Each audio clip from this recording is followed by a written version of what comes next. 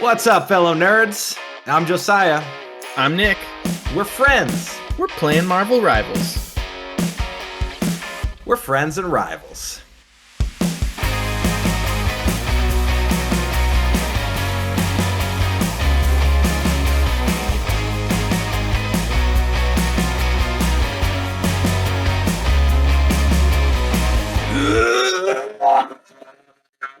Return from the dead. I have things to say. Podcast patch notes. Okay. 2 minutes on the clock. Here you go.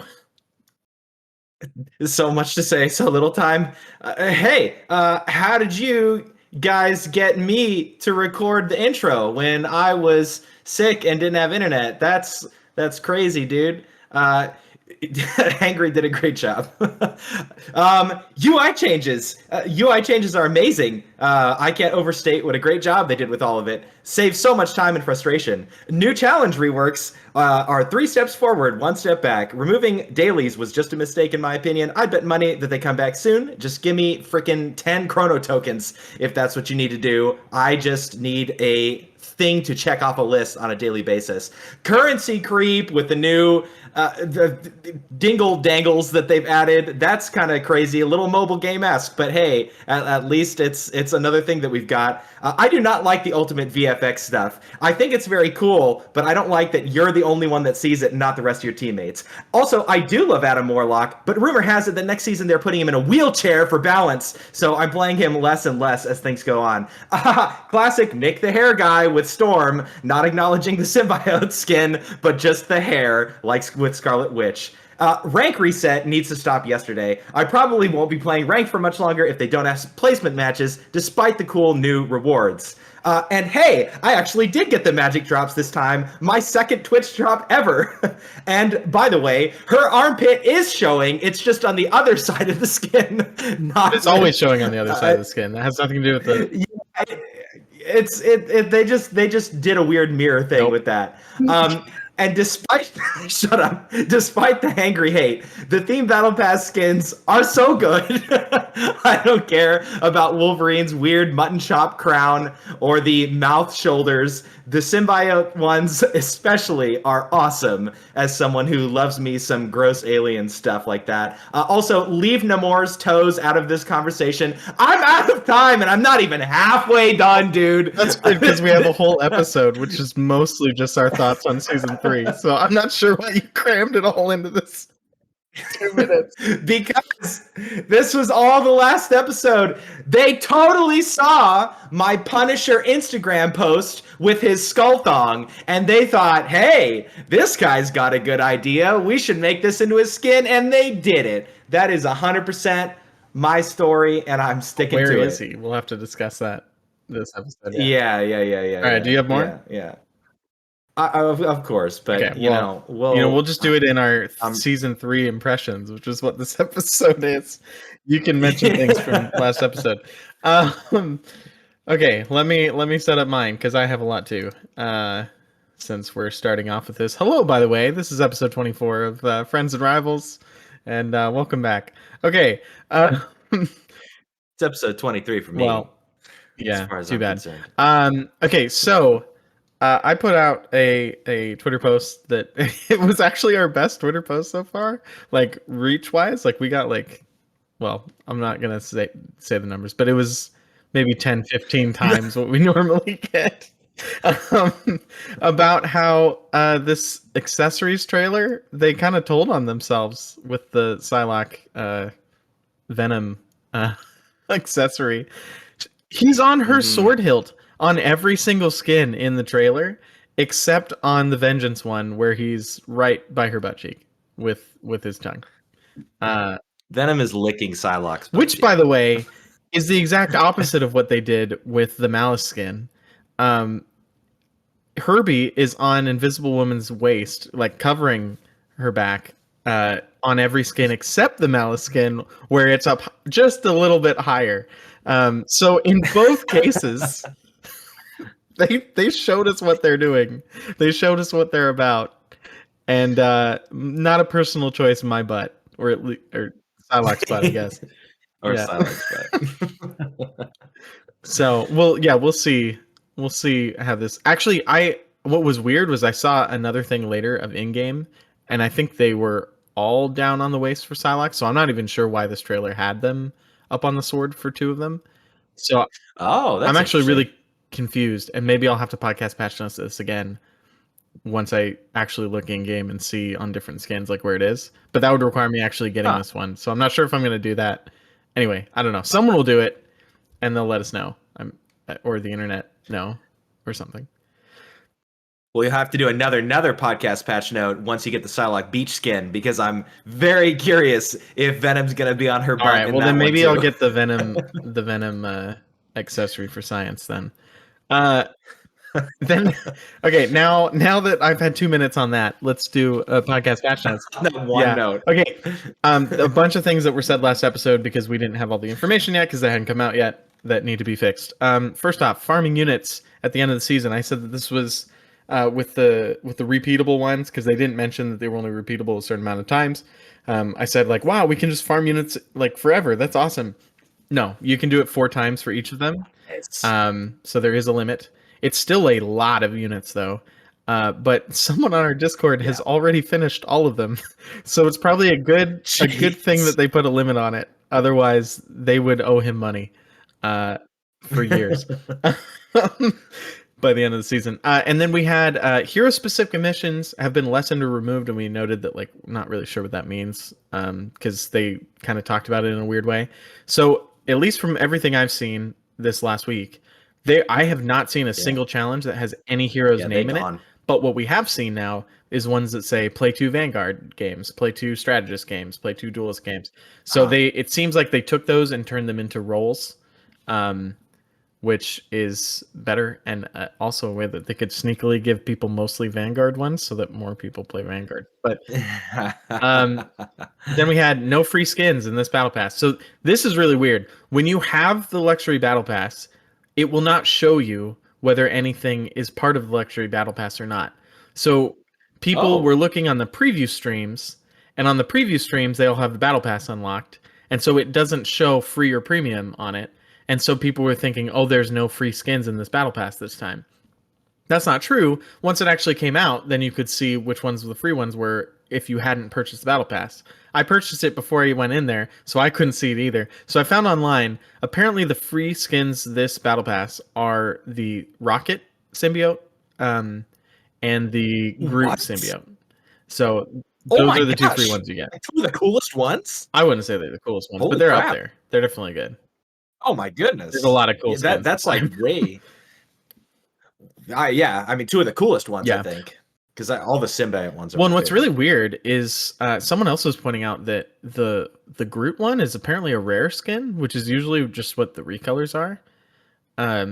Meanwhile, like, I'm not sure. Do we have 3 rare skins in this one? Are the Black Panther and Adam Warlock ones also rare? I don't know. Maybe that's another podcast patch note.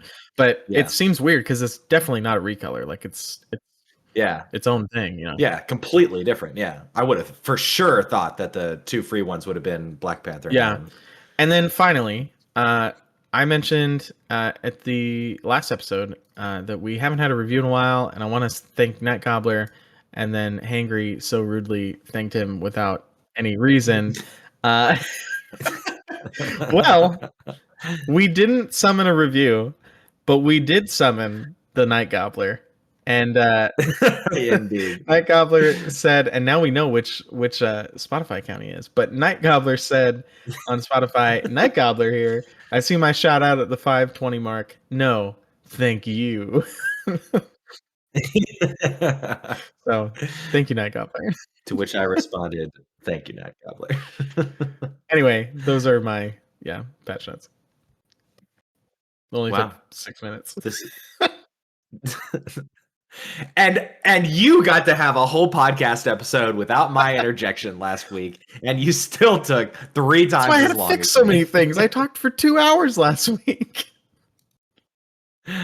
Oh man. Well, on to the intro.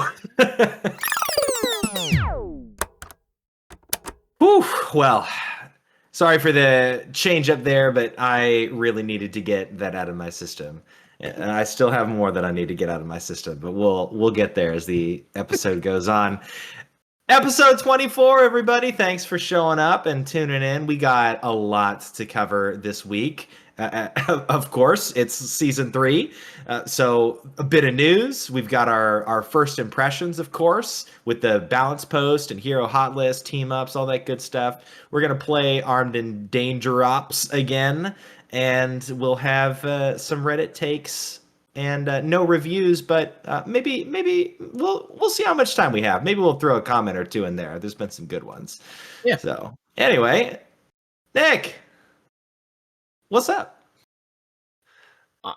I got nothing, dude. Hi.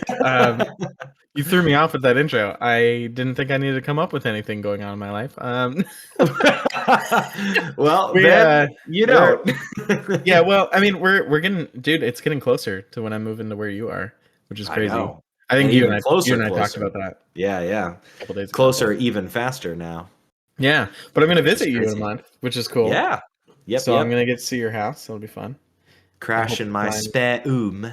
Find one of my own.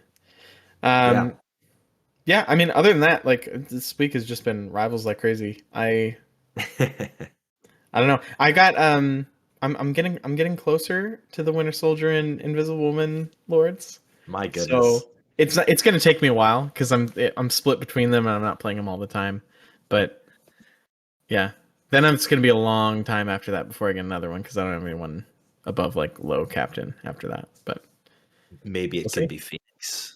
It could be. I am trying to play a bunch of her, but I am awful with Phoenix. But I really like it. Well, yeah, we'll get there. I understand for sure, but she is very cool. I have a worry. I have a worry that Phoenix is actually more your playstyle, and Blade is going to actually be more my playstyle. But we both are going to want to like the other character more. No, I'm a little worried that that's where we're going to end up. It's not happening, bro. I learned how to play Magic, dude. Okay, so Blade is my play style now. I've unlocked the Magic. Yeah, I guess that's kind of what so I've been home for a couple days now. I took an extra day of PTO just because I needed some decompression after being sick on a boat at a lake, trying to pull it together for family while my wife is also sick. Right after my son had just been sick, we were in the ER. We had to have an emergency cat flight. We had to do all kinds of crazy stuff. Yeah, you didn't even know about that one. I talked to your wife about it when we were all together on Sunday, but I didn't. You weren't there yet, so I didn't get a chance to tell you. But yeah. Anyway, classic Josiah's law of anything not fatal that can go wrong will go wrong. So I just needed an extra day, and man, I was binging the season 3 content on Rivals, having tons of fun. I unlocked. I played a lot of Phoenix, and I really do like her, but unlocked a new rediscovered love for Magic. Watched a cool guy video and took a lot of notes, and oh my goodness, yeah, I've been bringing her into ranked and stuff and doing really well. But I sent you a text after you sent me a whole bunch of pictures of Magic games. And I sent you that text where I was like, you've left the 1% of Magic play rate that gets a 40% win rate and entered the 3.65% of Magic play rate that gets the 60% win rate. Yeah. Welcome. It feels good. I had a fun one today. I played a ranked game today where no idea why, but as soon as the game started, I locked my character first, and I locked Magic, and 2 other duelists locked Duelist, and then we had 2 strategists and 1 tank who is Groot. And the Groot just said, as soon as we got in, he was like, Magic swap. And I said, why? He's like, because you're bad. I was like, LOL? Has this person played with me as Magic before? Like, I genuinely haven't done bad as Magic. Like, I've lost, but I haven't done like bad as Magic. since I have relearned her, and I did not swap, and I got MVP. And I said, I just typed in the chat. At the end, I said "freaking tree," LOL, and nothing was said. It's like, Sorry, what? I'm so bad. Yeah. I know, it was so weird. It was like, what? Why the just catching stray branches out of nowhere here? But anyway, I mean, our whole intro is apparently about Marvel Rivals stuff. Yeah, So yeah, yeah. why don't we just Well, jump right? Oh yeah, you got well, something? if we're talking about characters we picked up this week, I'm gonna make some people excited and then break their heart. Yes, I know exactly where this is going. So Hangry forced me to play Spider-Man last week for Armed and Dangerous, and we'll get to how that went. But Yes, we I will. I basically tried to no life Spider-Man for at least a couple days right before season 3 came out, because I knew once season 3 came out I was not going to be playing Spider-Man. I was going to be playing Phoenix. And so I tried. I watched a bunch of Spider-Man guides on like the combos and whatever, and just like nailed down like, okay, I got one or two that I'm just going to try to do this every time and get out, and I can learn from there. Um well, let's just say I'm gonna dox my in-game name right now, but my in-game name is Spider Dingus, and I got a lot of comments in the 3 games I played uh, that was a good name for me. I never went Oh positive. man, It never happened. I was that Spider-Man, the Spider-Man that I hate so much, but I you didn't have the gotta load mute chat, icon. bro. Yeah. Yeah, you did. The Lord icon would have made it official. And this might be spoilers for Armed and Dangerous, but it didn't get better than that. So I don't think the Spider-Man Hero Spotlight is coming soon from me, and I'm sorry, but it was fun when I got a Yeah, kill. he is fun. The like one game session that we had a couple months ago where I just decided to only play Spider-Man. It was really fun. I had a good time. I just it's I don't he's not going to be coming soon from me either. Yeah, So, I still you know fall into who the why do all of that when you can hit left click twice with Hella? Like it just well, who did seem to have some interest in becoming a Lord Spider-Man. You gotta get hangry on it because she thought Spider-Man looked super cool. So put that 5-star true. difficulty character in her controller wielding hands It's true. It's true. and say don't stop until you get the Lord icon. Or maybe I need to be a really good Spider-Man. Yeah, Maybe I do. impress your wife. Yeah. my Yeah. my son, who is obsessed with Spider-Man and loves just Spidey and his amazing friends and all that, the kids show stuff. He every single time he sees me playing Marvel Rivals, he's like, "Can you be Spider-Man now?" And I'm like, "Oh, buddy, I'll go into the practice range and I'll play Spider-Man and just swing around." And he has a great time with that. But That's that's almost exactly what my oldest did with Spider-Man in Marvel Snap. Like I would oh play yeah, Marvel Snap on PC for a while when I was playing it, and he like only like he knew it as the Spider-Man game, and so I always had to have my avatar be Spider-Man, and then he would always just ask like, "I want to see Spider-Man," and what he meant was I had to go into my collection and show him every Spider-Man variant that I had. yes, You know, I love it. then I'd go play the game, and he'd be like, "No, but where's Spider-Man?" I was like, This isn't it. You're not playing the Spider-Man game. You're playing this other dumb thing, Dad. Oh anyway, man. Well, this episode is already on a train bound for chaos. in So 3 hours, yeah. let's hurry up and get into the news.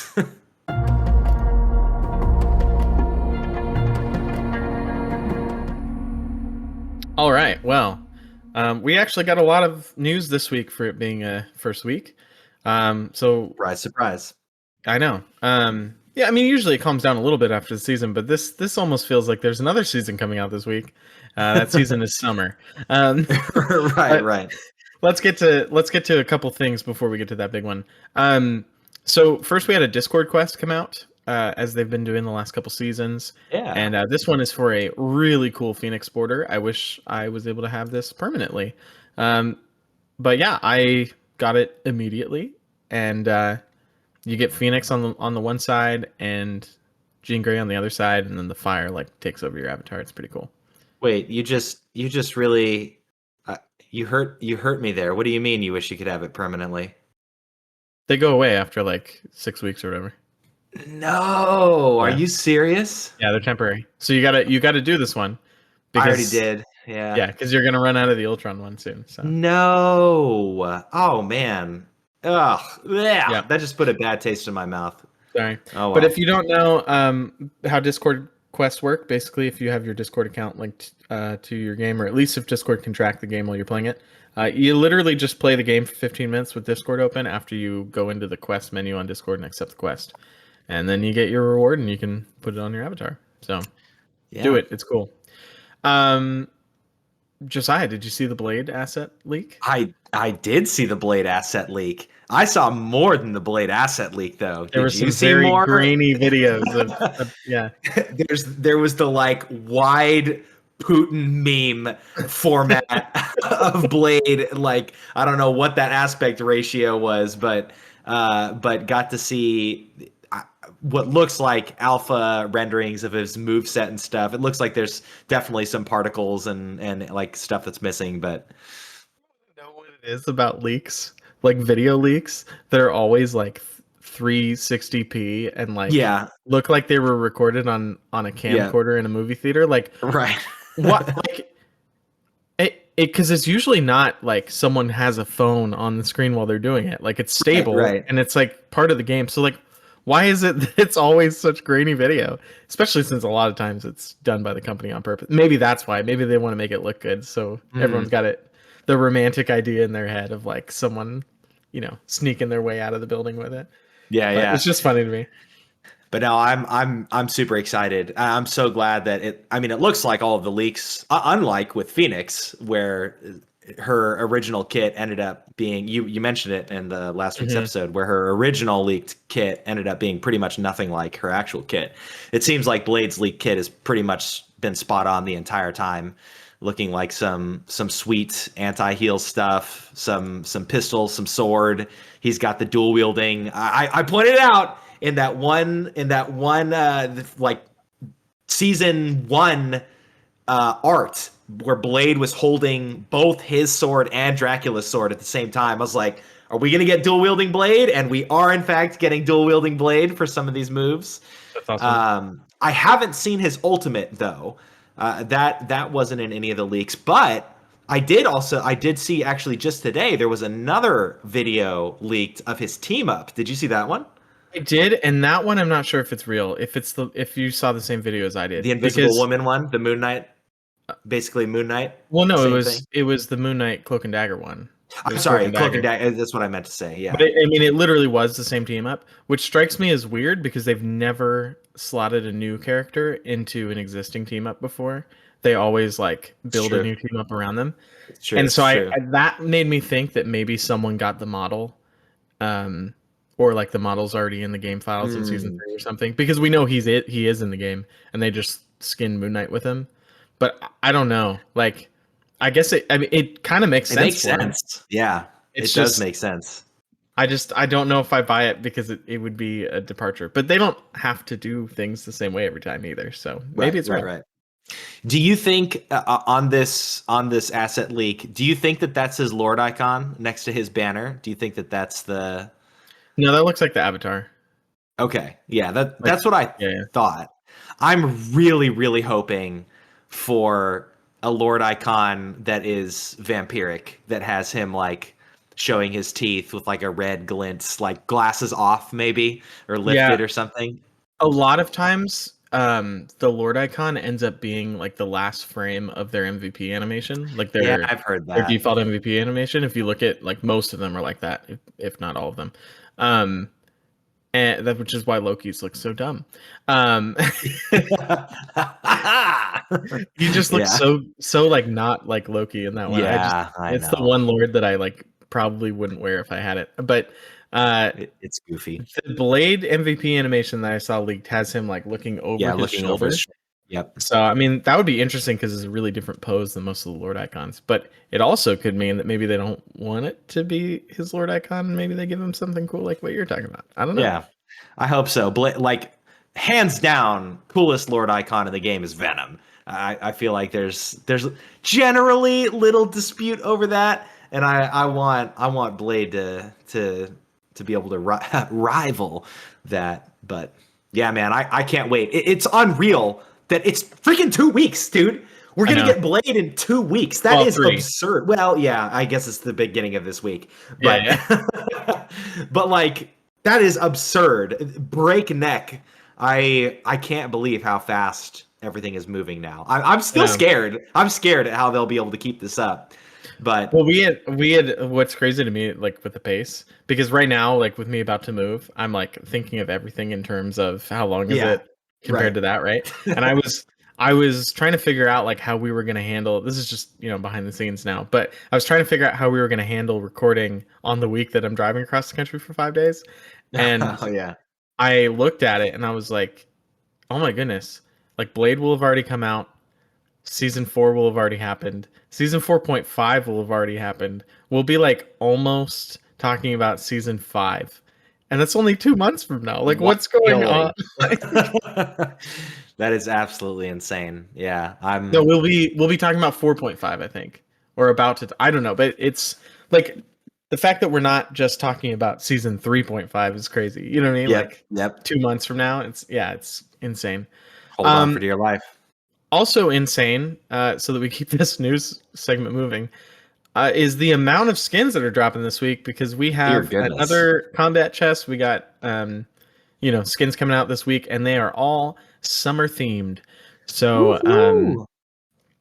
yeah, Grab your what towel, grab your apparently thongs, as many of these skins involve those, and let's trying to roll with it. remember. I'm trying to remember what they're calling this one, because they're not calling it a combat chest, but it is a combat chest. They're calling it the summer special. That's what it is. Yeah, yeah, So yeah. I mean, first off, we just have the regular skins for this week that are coming out are summer themed, and we've Hmm. got Psylocke Breezy Butterfly and Loki Robe of Relaxation. Oh baby.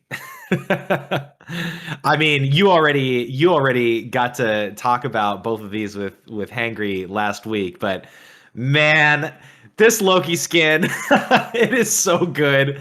Loki just is so freaking fresh. They have nailed his sense of fashion so well, I feel. Yeah, It just everything about this looks so right. And did you get a chance to see the videos that they posted I for the did. skins? I Yes, did. dude. Him holding alligator Loki is incredible, and just how, oh man, yeah. I will most likely end up getting this skin.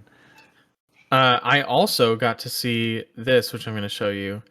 Um, on the Discord, when they put the patch notes out for this version, they also put a graphic out for it now. Oh yeah, I So saw it's the that. whole. Okay. Did you see that this skin? I'm mentioning it now because I mean we're going to talk about it later, but I'm mentioning it now because the Psylocke is one of the ones that's getting color Yeah, changes. yeah, So yeah, we've got this like full on purple and pink one that's kind of more her default color scheme, and then like a yellow and green still has a little bit of pink. yeah. This is pretty cool. Yep. And I then think I Luna think the gets purple hers, one and purple one's really cool. Yeah, we'll talk about the other one. Oh, and Loki gets one too. yeah, Blue and white, and the alligator's still gold. yeah, yeah. This Loki I one is super cool. It is. I love the green aesthetic though. I think that keeps for me. But yeah, the new VFX stuff for Luna and Psylocke too. Both look really Yeah, cool. yeah. What were your? Because you just breezed past that in a I sentence know, I in know, the patch yeah. notes. What were your thoughts on the VFX? I Because mean, Psylocke is getting blue watery butterflies. yeah, Uh, like the problem isn't the VFX themselves. Like the VFX themselves are quite amazing. Like they look really really good, and well animated, well designed. I just am really really not a fan of client side stuff like that. Like part of the whole thing that not only just skins in games in general, but with Marvel Rivals, they're like, oh, it's all about like self-expression and things like that. Like having other people see your skins, it might sound like fickle to just define it like this, but it's true. Like having other people see your your personal style is a huge part of why people buy skins and Mhm. buy, things like this. The fact that no one else can see it is like I will literally never buy one. It's just not going to happen. It's interesting to me because you're the first person I've heard whose problem with it has been that other people can't see it. Um, Most of the time, Really? like I've heard people's problem with it being that like if you're buying a legendary skin and you're gonna change the VFX, like that's part of what a legendary skin is changing VFX and sound effects and stuff. Oh, I see. And Yeah. now they've just found a way to like separate it out to another purchase when you're already buying a $22 skin to be like, Yeah. oh, also here's $8 of one extra thing. That one I get that. I get that for sure. I also get on their end that their entire business model is made off of vanity items, and I would rather have it be made off of vanity items than Yeah, exactly. off of gameplay stuff. So Oh, token booster.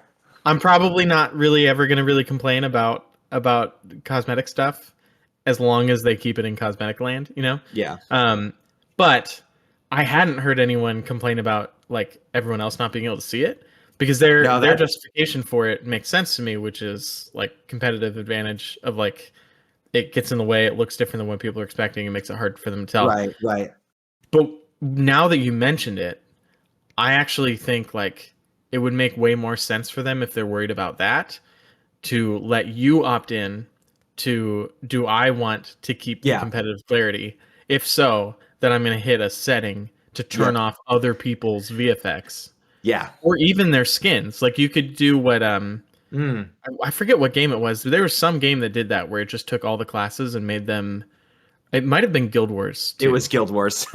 Yeah, where in PvP, if you wanted to, because Yeah. people could look like all sorts of things, you could Right, have right. standard PvP models. Yeah, in realm Um, versus realm with hundreds of people and stuff. well, yeah, and some of it was performance and stuff like that, but also just so that you didn't get confused about like what it was you were fighting. So like Right. everyone who is this class would always look the same. So like I think it would make now that you mention it, I think it would make a lot more sense and be a lot better for them to allow these things to be seen by everyone by default. And then maybe either in comp they decide nope, no one's going to see the VFX, or it's a setting that you say I don't want to see, I want to see the default VFX, maybe even I want to see the default skins. But Yeah.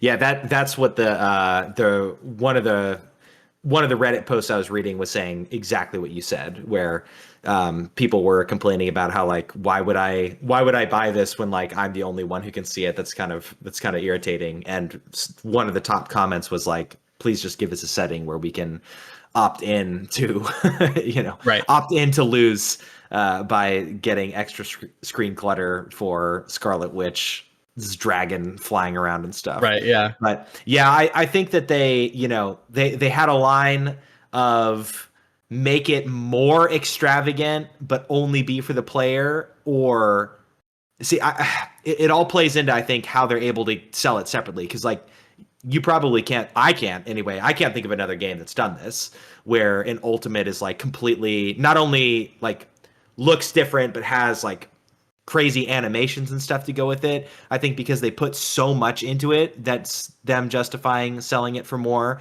Whereas if it Sure. was just like a recolor or like just sound, like they did with Cloak and Dagger, for example, for Krakoa, like where their abilities have like different sounds, then it would be included with the base skin bundle. But I did have a revelation. This is I thought about this. I meant to include this in a patch note a couple episodes ago and forgot, and now it's very relevant. They don't sell weapon skins. This is Yeah. like the first hero shooter I've seen where the like weapons are just part of the skin that you buy, which is super cool. Now that they're doing this VFX thing, it's kind of like their weapon skin shoehorned, Yeah, that makes though, sense. Yeah, yeah. where they're finding a way to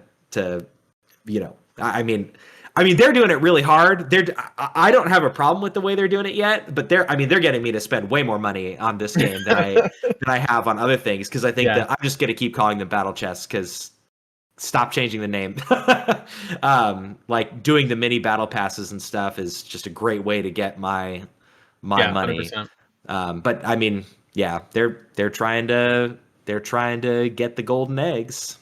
Yeah, well, I think with the weapon skins, like you have a game like Overwatch 2 where pretty much all of the characters actually have weapons. You don't really have a lot of characters in Overwatch 2 running around who are just using their fists. But in Marvel, like there's gonna be tons of characters who don't have a weapon. Like what would you do with Jeff as a weapon skin, right? So I think they Yeah, you probably just make saw his tail gold or something. right, like I think they probably saw in development, like, oh, we're not gonna be able to sell weapon skins. And so they didn't. And then who knows, maybe yeah, like you're saying, maybe this VFX thing was just them realizing, you know what everyone does have is an ultimate.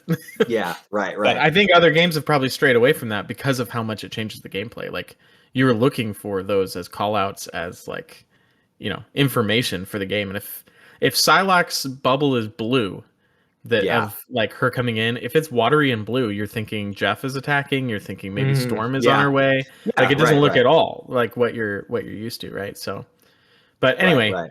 that's a lot about the VFX. That's only 2/5, maybe 2/6 of the summer skins. So we So, also have we also have the said moment battle you've pass all been coming. waiting for, the moment I've been waiting for every week for at least the past month. We got the thong in the battle pass, people. It's happening. It's here. I'm a thing main now. I'm sorry. I'm a thong main now. Okay. He is. He is. He's here. Heck yeah. Are Yep. you So ready? in a surprise turn of events, it is not the Punisher as the third skin in this combat chest. It's the thong. Oh And baby. uh and then we got Luna, Yeah. the Luna skin that we talked about last week, and we have the Thor skin that we talked about last week. And I didn't realize last week because I don't think it was in the concept art, but he has Throg as his hammer, Yeah. which is Yeah. incredible. Yeah. He even has a tiny little hat on top. Yeah, this is pretty great. I'm super stoked for this. I'm definitely getting it. The Yeah. order is you get the thing when you unlock the premium. Heck yeah. The Thor one, I believe, is the free one, and then the Luna one is the legendary one at the end of it. So that'll be the order that you get them in. There's a bunch of emote bundles and stuff along the way. Um, yeah, I mean, there's the thing Super reading a cool. book on a chair. There's a Loki emote bundles or emoji bundles. There's a Psylocke Heck emoji yes. bundle. Um, there's a here's the thing doormat looking thing, which is spray, which is amazing. Yep. I'm really pumped for this one. This looks really cool. I love how much the devs just steer into the memes Yeah, with all of their content. Like it's so good. I love that they've all every single one of these mini battle passes have had like tons of meme content in them, and I think that's really fun. yeah. These are also like do they say what the value is? I didn't notice anywhere if they do. I I don't don't know. think they do. I don't know that they did. I assume it's going to be the same as the binary Ultron one, which was $6, $5, I right? think. 5 or 6, somewhere in Five. there. Yeah, Yeah. yeah, yeah. 5 or 6. Which, like, dude, I, that's still. I know it's a microtransaction and it's just digital nothing, but like that's such a good value in comparison to other games. Like these are what normally would be $10 skins, like Yeah. individually Well, in other even games. in Rivals, they're Right. 14, $15 skins on their own. Yeah. Right, right. Like I will keep buying these mini battle passes as long as they keep this kind of quality in them. It's so good. Yeah, I know that logic of, well, they're normally $15 skins I is know. Yeah, yeah, yeah. entirely based on Apex ruining everything by Yeah, making seriously. skins $15. But Thanks EA. I will say, when you have a $6 battle pass thing that comes with a whole bunch of things and you're getting two skins that they're not giving you for free, now they're $3 skins, which is actually what I would probably really pay for, Right. like in the sane early 2010s when battle Yeah. passes and stuff started before it got all crazy. Like that's actually Right. what I was hoping for. Right, right. Um, Yeah, it did get me thinking about one thing though. What do you think? What do you think would happen if you just logged in every time they did a mini battle pass and you bought them, but you never completed them? How many mini battle passes do you think you could stack? Do you think You it'll could just let stack. you keep going? I'm so curious. I don't know. I mean, now they have that event page, so you could at least maybe fit like 8 on that page. But does it Right. scroll? I don't know. Yeah, yeah. The thing is, you'd have to stop playing the game because they do Right. it based on XP on the. So we'd have to make a separate account and not get banned for something we'll talk about in a second. Oh Uh, shit. and then just buy battle passes on that account and not ever play. Yeah, Just yeah, yeah. 3 years from now, we'd have our For answer. science, for the yeah, 3 year podcast patch note. 3 years But and $60 later, we have our answer. yep, yep. But Well, speaking of, yeah, do you want to talk about the bands? yeah. Wait, the bands. Yeah, yeah, yeah, yeah. So, it's I don't know if you saw an update anywhere in any kind of patch note or post or anything about this. I certainly didn't. I just started seeing players post about smurfing. So Yeah, yeah, they did mention in the patch notes last week that they were gonna be a little bit more aggressive with smurfing. got it, got it, got it. Okay, I must have just muted that in my brain. So yeah, people started posting on Reddit and Instagram and X and all that stuff that they were getting a pop up, basically saying, "Hey, we think you might be smurfing." And smurfing for the uninitiated is basically you have your main account, right, that you're playing on, which will have your ELO, your MMR, your skill level tracked in their log and whatnot. But you don't want to play with your skill level. You want to stomp everybody, all the noobs. So you create a second account and you play as a basically posing as a noob while having the skill level of someone who's not a noob. So they're cracking down on this and they're freaking banning people over it, which is something I have never seen in any game ever. And I've played me a lot of video games. I've played me a lot of competitive games and stuff like that. So someone posted a link of what popped up for them, and I'm just going to read it. So they got a pop up saying penalty notice. Following a thorough system detection and manual review, we have confirmed that your account has recently engaged in violations related to smurfing. As a result, we'll be implementing the following penalties. 1, season ban. Your account will be suspended from participating in competitive mode until the end of the current season. And 2, rank reset. Your competitive rank and score for the season will be reset. And then they have a final note. We urge you to adhere to the game rules to help maintain a fair gaming environment for everyone. If you have any questions or need any further assistance, please don't hesitate to contact our customer service team. Yeah, so Very quick play interesting. warriors, get ready. All the Smurfs are coming to quick play because they're getting banned from competitive. Yeah, man, that's crazy. I mean, good. Like, stop it. I think the person who I snatched this screenshot from on Reddit was really upset about it, and they're like, "Oh, I was just trying to. I had to." It's like, stop, stop doing it. Smurfing is so dumb. Like, just play with your proper Yeah. skill level. Uh, yeah. Yeah, the only real thing I've seen for having multiple accounts that kind of makes sense is like content creators will often do it to try to see what a new player experience is like, after they've been playing for years or whatever. They'll do some specific challenge that's good for content or Mm, whatever. But they end up still, inevitably on accident, usually because they're pretty good players. They end up like as a byproduct smurfing, right? Like there's no yeah. inherent problem with having a second account. The problem is that your second account's always going to, because we don't have placement matches, your second account is always going to default you to being a bronze 3, and Right. like if you have a second account, you're probably not a bronze 3. So I Well, I kind of wonder if they could like be really really tough on smurfing, but then also like, I don't know, let you say like, "Hey, I'm making an account. I already have another account. Like link my ELO." or something. Like, But like what new player experience would you even be looking for in something like Rivals? Like you're not unlocking any characters. You're not like no, but missing you know any what? story content. Like 5 or 6 weeks ago when I was sick, I played on console for the first time, and we had a really good Hmm. discussion about a whole bunch of things I completely forgot were a part of the game because I hadn't played it brand new. Hmm. So there's like random little things like that. All I'm Yeah, saying is yeah, like like I've the seen tutorials.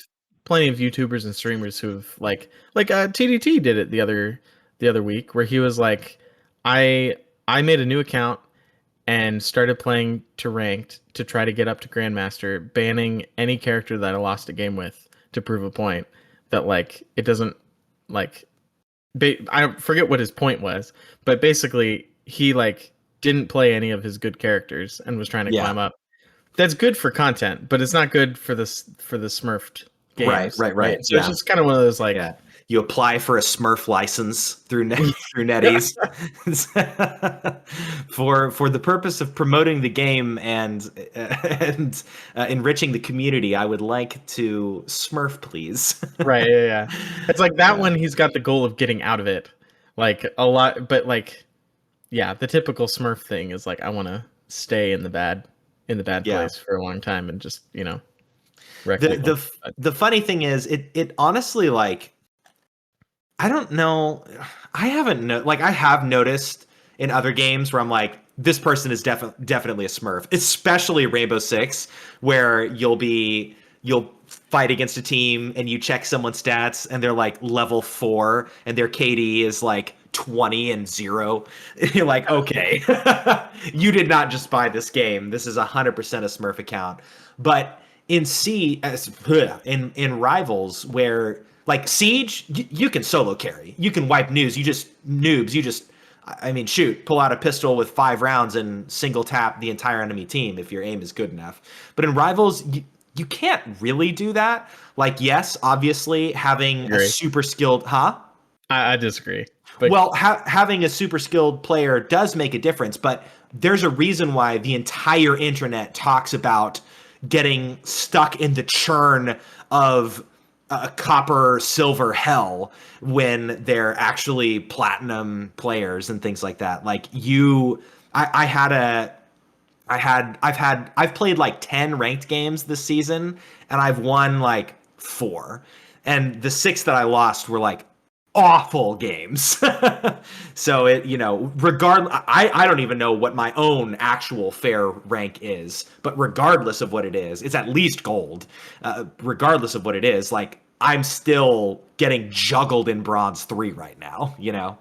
yeah, Well, like the crazy if you're thing, in bronze, you're not getting anyone who wasn't lower than gold.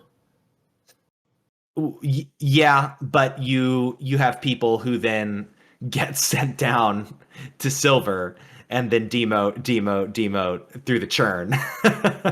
I Maybe, mean, yeah. I had a guy. I mean, at least he was claiming. I had a guy in one of the ranked games I played yesterday where he was like, he was talking about we were losing really badly, and he was saying that he was plat last season, and that he's just been getting crushed Yeah. this But I this mean, season. the Smurfs are people who are like Eternity or Grandmaster. They're not Yeah, plat. yeah, yeah. No, Like no, no. I there's know. Diamond, Grandmaster, Eternity before you get to the point No, where we're no. talking Smurfs. Right. That's what I'm saying is that like even people who are above gold, are still getting crushed by the matchmaking Yeah, system and the sure. and whatnot. And I'm very last comment that I'll make about ranked right now. I'm very curious to see what they're doing in 3.5. They mentioned like the new game mode or Yes. whatever.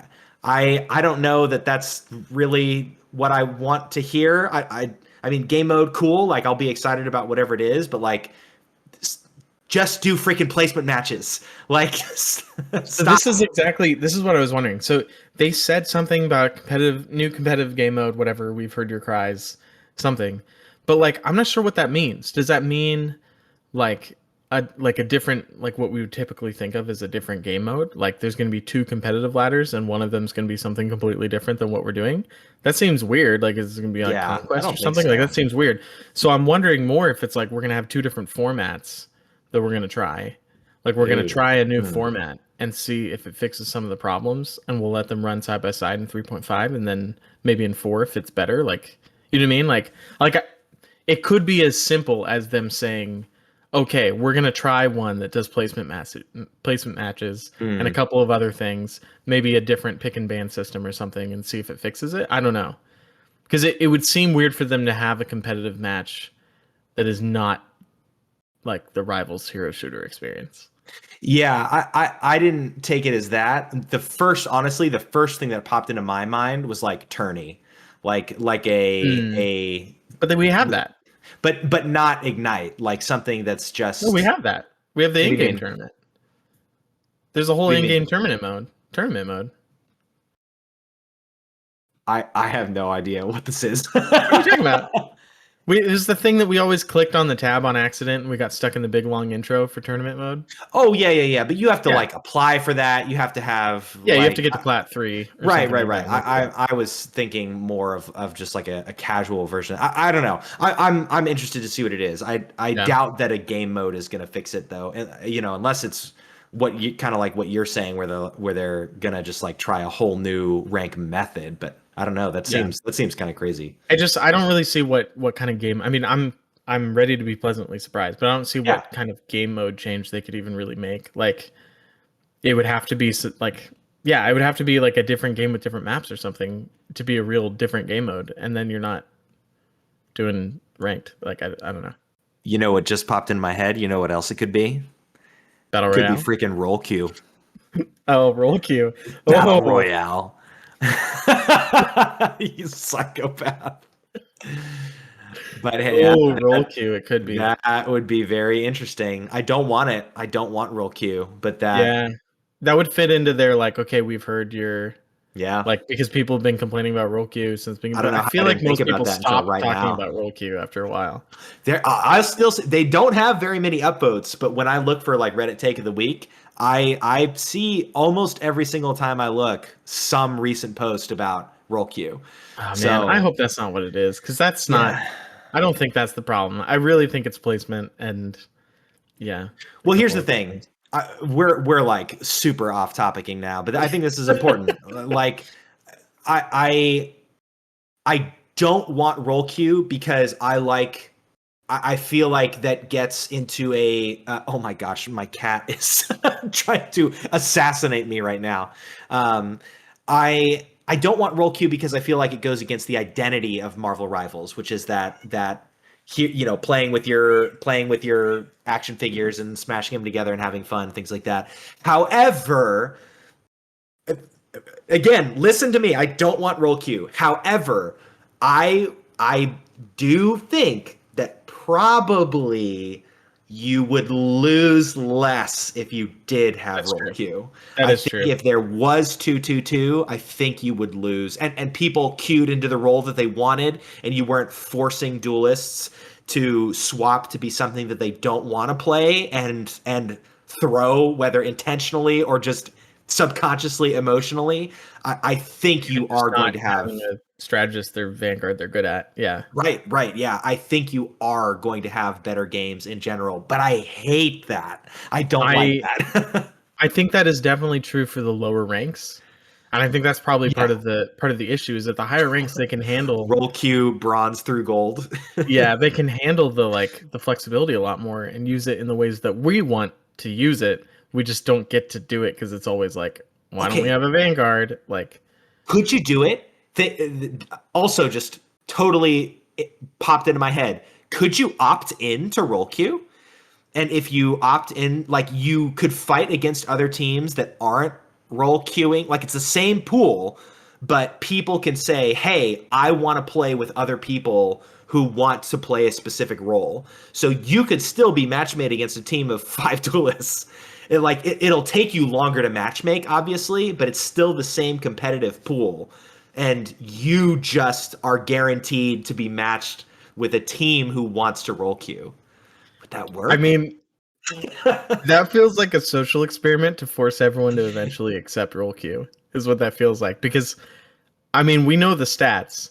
The Yeah. 2-2-2 teams would Right, win more right. consistently. And Right, so then right. if you're in the non-roll queue, like Hellscape, like people are going to go more extreme with playing Yeah. 5 duelists and one strategist because they're like, oh, well, if you want 2-2-2, go play the roll queue, right? Yeah. And then Right. they're just going to get worse and worse, and like your only hope to rank up will be to go to 222. It would Yeah, be and then that they would go, be a see, pretty. 222 is better, and they eliminate the non-roll queue. Oh man, I hope not. whatever they do, it's gonna be interesting. So All right. Anyway, we had news to talk about. we only have like one more thing, right? Yeah, the one more thing is a giant patch. So we've got patch notes Oh, coming it's a out baby for a patch patch. this week. It's got the summer special chest thing going on. Yes, it does. We just talked about that. You get the Thor Worthy Waves costume for free as part of it. You get the other ones if you buy it. Then we got costume colors coming out for Psylocke summer skin that we just talked about. There's Violet Veil and Moonlit Mirage. Luna's summer skin is going to have Radiant Radiance, huh? And Prismatic Pulse. They like the alliteration there and just decided to be redundant. That's like she's got like a yellow and purple and black thing going on with the Radiant Radiance one, and the other one's like this cool magenta aqua kind of deal going. And then there's also the Loki blue, white, and gold one, and then there's a Thor blue, white, and gold one for his summer skin. And then they're also doing ultimate ability VFX for the Psylocke Breezy Butterfly summer skin, and for the Luna Snow cool summer skin. Have you seen that VFX from the trailer? Yeah. For Luna's, I think it's super cool. Yeah, it is really cool. Jellyfish she's hanging out on, and Right. Yeah, that one's super I cool. like it a lot. Then we have. Oh yeah, go ahead. Oh no, I was just gonna keep moving on. Okay. Then we have a small adjustment to the accessory points. If you play and practice versus AI, you can get accessory points doing that now. So, woo. Yeah. Yeah. And then we have some fixes. And one of them is if you modify keybinds between controller and keyboard, sometimes they would bleed over into each other, which is awkward. And then we've got it. Fixed terrain issues that could cause characters to become stuck or clip through odd locations. Josiah, we're back. We're back. I feel much better now. And its smaller cousin about floating broken objects and collision errors and stuff too. Yes. In addition to this patch, we got a balance post. We got a little itty bitty baby balance post just for everyone's favorite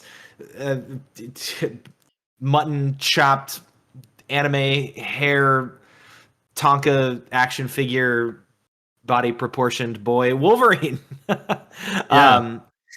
So this, I'm gonna hold on to a chunk of this to bring up in the Reddit take. We should talk about it in the balance post. You want to do that? We're doing later, yeah. Sure. But But this is, I will just say now, this is the first time they have ever targeted a balance patch at specifically one person. Yeah, it never happened before. I will say much deserved. It does. Yeah, it does completely make sense. Well, to close this section off before we get into our main topic, I did want to shadow drop one thing for you because the Punisher didn't get added in this week. I know a lot of people were disappointed about that. I just wanted to get your live reaction to this Reddit fan art to tide people over for the Punisher, and there it is for you, buddy. Oh, I hate it. Thanks, I hate it so bad. No, I had to check not safe for work button to view this image on Reddit.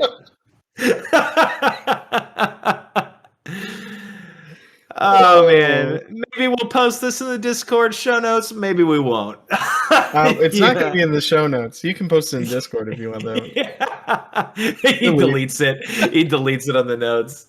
All right. Well, let's jump into the main topic, shall we?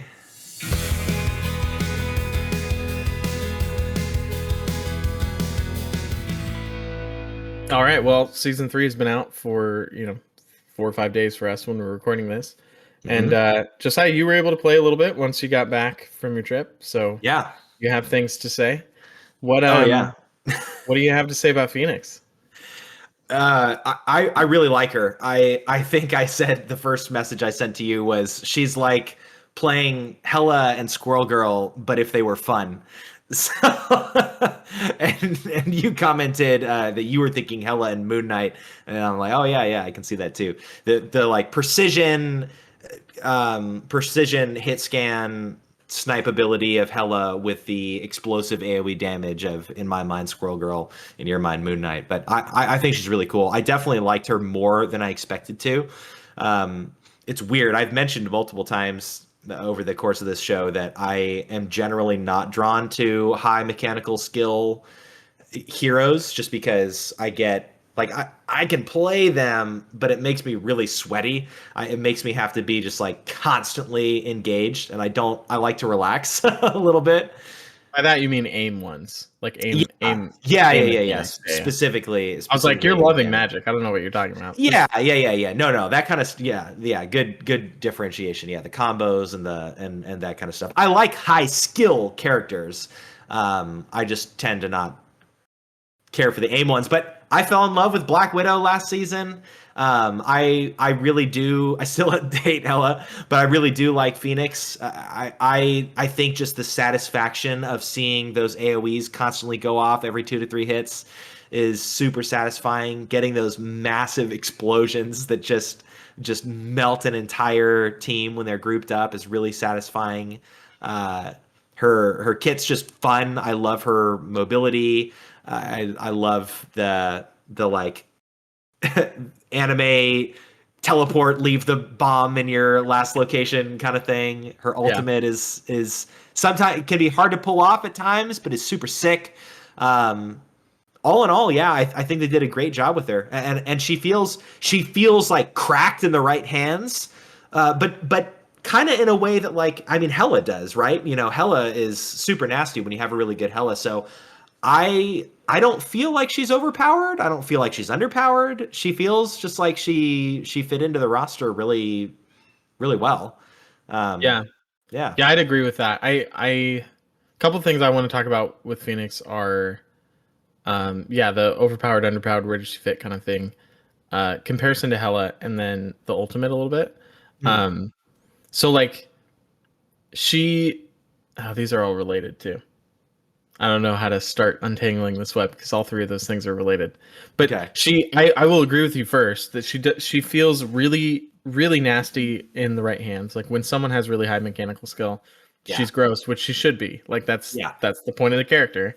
But she also doesn't feel too awful when you're not hitting all your shots very well. Like Yeah. because you get the utility off the right click with the bombs, and like the sparks last long enough that even if you're Right. kind of struggling, you can still stack them up and stuff. Right. um you Yeah. just kind of get Hella. moved into like cleaning people up rather than killing them yourself kind of thing when you're not Right. aiming super well. Yeah. Hella. If you're not landing your headshots, like you're not doing anything. But Jean, her fire rate being a little bit faster, having more ammo, all that stuff, like the spark having, you know, some time before it disappears, you still feel like you can do quite a bit. Hmm. Um, you even also when kind of missing. get you also kind of get the Moon Knight like ability of like the enemy team is tracking all the little flames above all of their allies' heads and trying not to stay near people who are almost on fire, and you know, stuff Hmm. like that, that like you're kind of distracting the enemy team a little bit, which Yeah. is nice. I gotta say with Hela and her specifically, like on a comparison level, um it feels like it really depends on the team comp which one you would want if you were going to be like the type of player that would play both of them. Hela is, I think, a lot more consistent, because I don't know how you're going to beat two shots and you kill someone kind of thing. She Right. does more damage with her left click, like Yeah. her like Consistent if you can land headshots. yeah. But I'm talking if you're the type of player who you're going to play one of these two because you're good enough, Yeah. like Hela is the more consistent pick, and then I think you pivot to Phoenix when the team comp is on the other team is like grouping up more.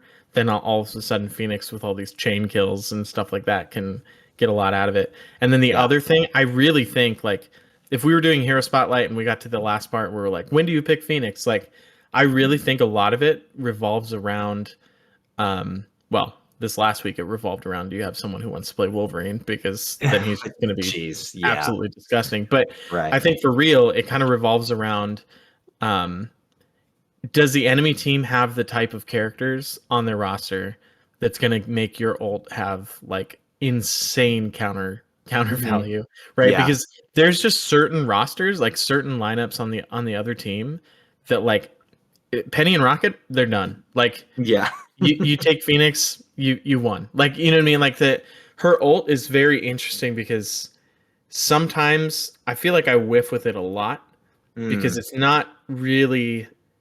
I don't know. Well, what categories would you put it in if you had to put it in our ult categories?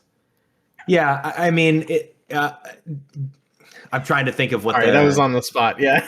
no. I'm trying to think of the like subcategories for sure. I mean, it's destroy. It's a destroy control, for like the main role, and it's like AOE kills and I don't know that it's really like area denial. I guess it can be because it's got it has a huge radius when it actually lands. But I think mainly you're thinking of the utility that it adds to getting rid of the summoned stuff, like Yeah. you mentioned with Penny, Rocket, Hela's ult, etc. But then the second thing is like you're either getting kills or you are super weakening the team, especially if you've already got a couple sparks lined up on some people. Yeah, so I mean that's a great tip, is like you Yeah, really want to get some sparks lined up on people before you use the ult, because that's going to massively change how much value you get out of it. right. Like I Those found AOE myself, kills. yeah, I found myself when I just try to use it as like I'm just trying to kill people with this.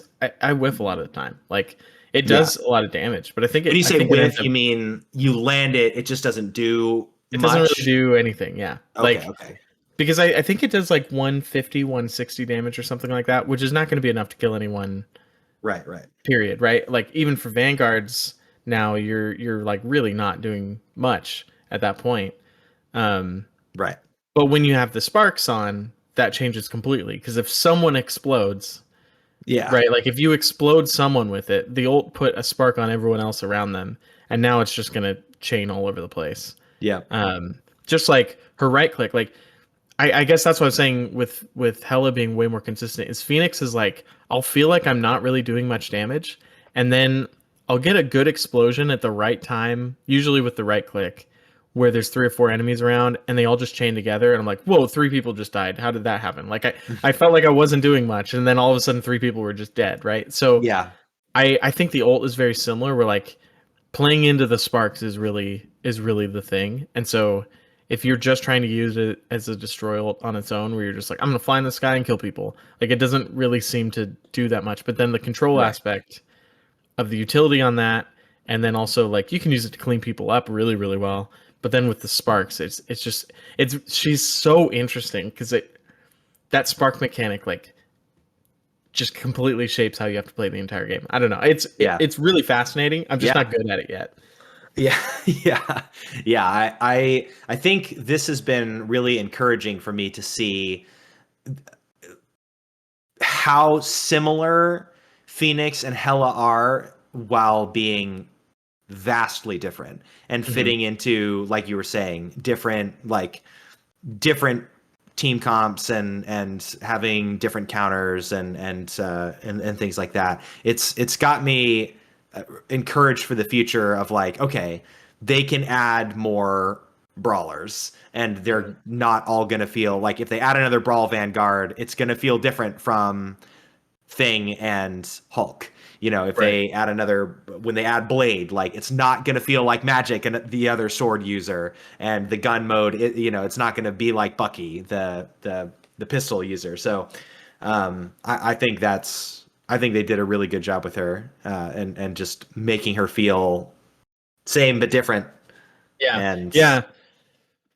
Yeah. The one last thing I want to say about my experience playing with her so far has been, the only thing I feel like I'm missing when I'm playing her is like a real like get out of jail like panic ability, because really, which is funny because she has a lot of them. yeah, Like she she's got has two all of that them. movement, but all of the panic is to get out.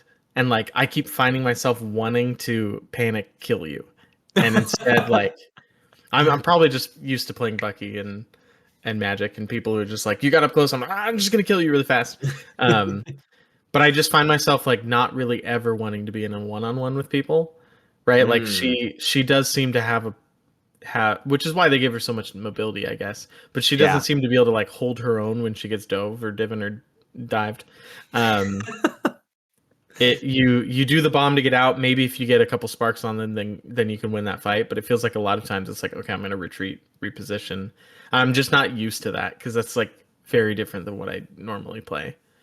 But Yeah, I think what I was really doing with her is I was trying to think while I was playing her of like, okay, why did they design her mobility to be like this? Why did they design it to be like limited flight, not on a cooldown, but an energy bar? And I'm like, okay, she's meant to be a character that is constantly repositioning, mhm. constantly moving around. She's meant to have the unflankability, like the undivability of a flyer without being a true flyer. So what I ended up doing a lot was just like repositioning to weird angles all the time and making it so that I didn't get in one-on-ones. Um Like how and we talked about Moon Knight a few yeah. episodes back. Yeah, Yeah, yeah. yeah, I'll yeah, have to try yeah. that.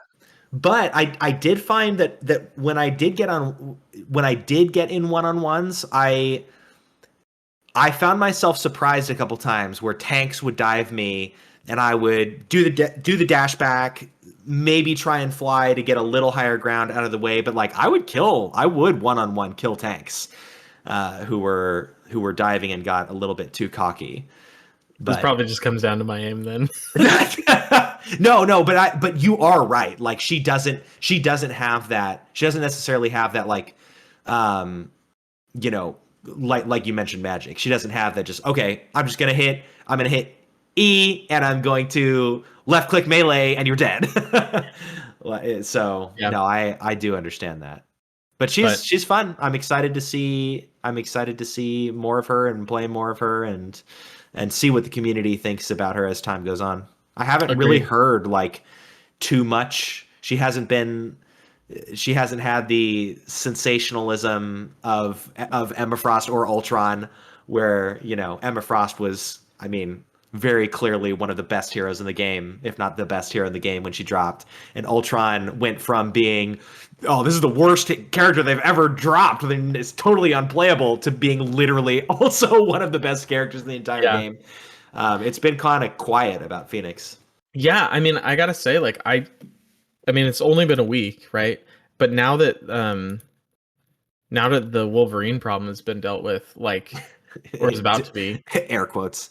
yeah. Well, we'll see. I mean, we'll see if it works. But I would assume that the Wolverine problem is going to be dealt with here. Like, I don't really expect her to be a character that has to get nerfed going into next Yeah. season, No, where I like the don't. I other don't think so. ones, have needed to.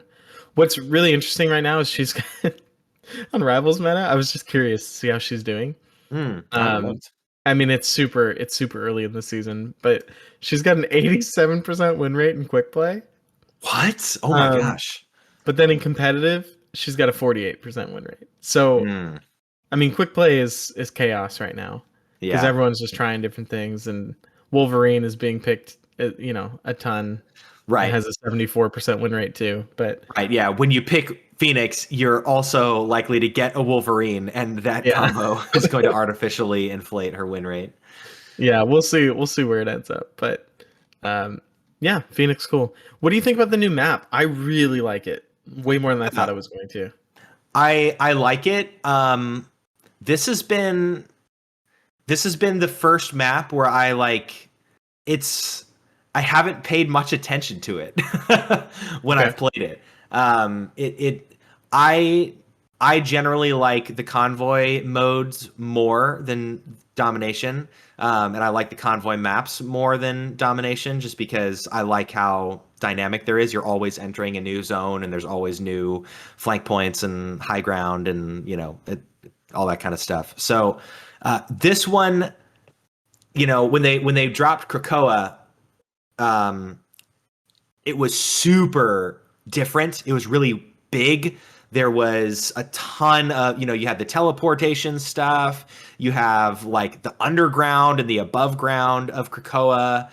There were just like a ton of different routes to navigate around the domination map. This one I haven't found that yet. I do like, my highlight for the map is that I like how intense it feels. It feels like this map has the shortest walk time to get to the point of any map so far, which means that the battles stay really intense, and Yeah, it's like harder to stagger, which is, I think, more fun. Um, but yeah, I like it. I don't have like a lot of opinions yet, though. I think I agree with the like it feels more intense. It feels this one just like Krakoa feels like it was all right, we're gonna show like that we can make a place that you can explore as you're playing, right? Like it's gonna be this big sprawling thing. This one, it just feels so much more streamlined. It Like is very streamlined. but like in a way that makes the gameplay feel amazing, but I'm Hmm. not like noticing the map that much. But like I always feel like I have really good games on this map. And maybe it's because I've been playing Phoenix most of the time when I've been there because I've been trying to play her a bunch. But there's so many great like little pillars and stuff to fly Yeah. up and like dash around with her on. They have so many little maps. I'm thinking on the outside one. I think it's the one with the sword. Um, it's like it's kind of like a pit and there's a Yeah. whole bunch Yeah. of little canyons around it. Yeah. You have a There's high so ground many cool area. little ramps that they've built up where like as the enemy team is coming back from spawn, you can like set up on different things. It's been really Mm-hmm. fun as Psylocke and as Phoenix to be able to mess around with things like that. But I don't know, maybe it's just the type of characters I play, but it feels like this map is kind of made for them. So I'm really enjoying it from a gameplay standpoint. I don't know that I've seen the third round. I Oh feel really? like, yeah, I'm trying to think. I can picture two maps, and but I can't think of the third. I've either won both or lost both every I time haven't I've played played it it. enough yet to be able to like verbally tell you what all of them are. Like I'm blanking on a third one too, but I think I'm mixing two of them. Because Yeah, I will say that's kind of what I said last week when we got the yeah, trailer of yeah. it. Is Right, like right. More Clintar. yeah, appearance wise, I don't love it that much. I do really love what they did with each of the points. You have the egg, you have Hmm. the sword, and then Yeah. What's the third one? I can't tell you what the third one is. I Yeah. just know there's that one that's like in a building, um, that has the cool bridge, like the symbiote bridges over it. But I think that's the third one because that doesn't sound familiar to me. I don't think I've seen okay, it. Wow. that one's really cool. But I couldn't tell you what's going on there. And I think that's kind of the thing is like I feel like they took the same all of the same Clintar assets and then threw some interesting points in them, but like it didn't feel like we were inside a Celestial, which is what the Right, map right, says it is. So right. Well, yeah, and then you have, I mean, Krakoa was literally, I mean, the Eternal Night New York maps were completely different, something we'd never seen before. The Krakoa yeah, maps were completely different. The and all really iconic locations Araco, too. yeah, yeah, Yeah, yeah, yeah. Araco was completely different with the Ultron virus aesthetic. So yeah, I this going back uh, to something. I mean, it's the first time they've done it, right? Like, and I think we'll end up seeing more of this. Like, I expect that maybe next season, I don't know, we'll see like another Hydra base style map, and right. it'll feel, because I think they're going to continue to expand those zones, rather than just like infinitely create completely new original areas. So, And I, especially from a story perspective, they've got to yeah. have everyone travel to Wakanda and figure out what's going on there and all that kind of Right, stuff. right, right. Yeah, yeah. Now you said it in last week's episode, but I haven't heard anything official about this at all. You think there's going to be a 3.5 map? Yeah, I would assume so. I mean, there've been but it's a shorter season. I know. That was my question. Is can they really manage to not only squeeze two heroes in to a single season, but also get two maps in? That's Yeah, crazy, we'll have to dude. see. Yeah, I'm not Yeah. sure. I don't think, at least as far as I've seen, they haven't said anything. I mean, they didn't say anything about it last season either. Yeah. It kind of just like shows up, but it'll be interesting. All right. Well, I mean, Battle Pass we talked about a lot last week. Yeah. Do you have? I guess just unless you have something burning that you want to talk about, do you have like a favorite skin or two that you want to say for this Battle Pass? Um, I like the symbiote skins more than I like the Phoenix skins, and I do like the Phoenix skins. I'm most excited about getting Emma and Jeff for sure. Yeah, me too. Emma just to have another skin on Emma, and Jeff because I mean it's literally like that symbiote Jeff is the Jeff skin that I want. Yeah, yeah. So I will probably never use another Jeff skin. I'll be symbiote Jeff forever. And yeah, my only other thought on the battle pass is I'm really not a fan of the recolors. Like I would if it were between the base skin and the recolor, I would use the base skin. I don't like as Hangry said, suntan lotion face Adam Warlock. And I don't know, the Black Panther one's just not doing it for me either. I already have the super cool like future cyber Black Panther and the incredible, also probably never going to change, like Blood Priest Adam Warlock. So Yeah. yeah, Yeah, I feel like they backloaded the cooler skins this time. Like I'm finding yeah, myself wanting to skip to the end. Like yeah. just save my chrono tokens and not actually use them on anything in the front half to get the stuff in the end later, like Yeah. faster.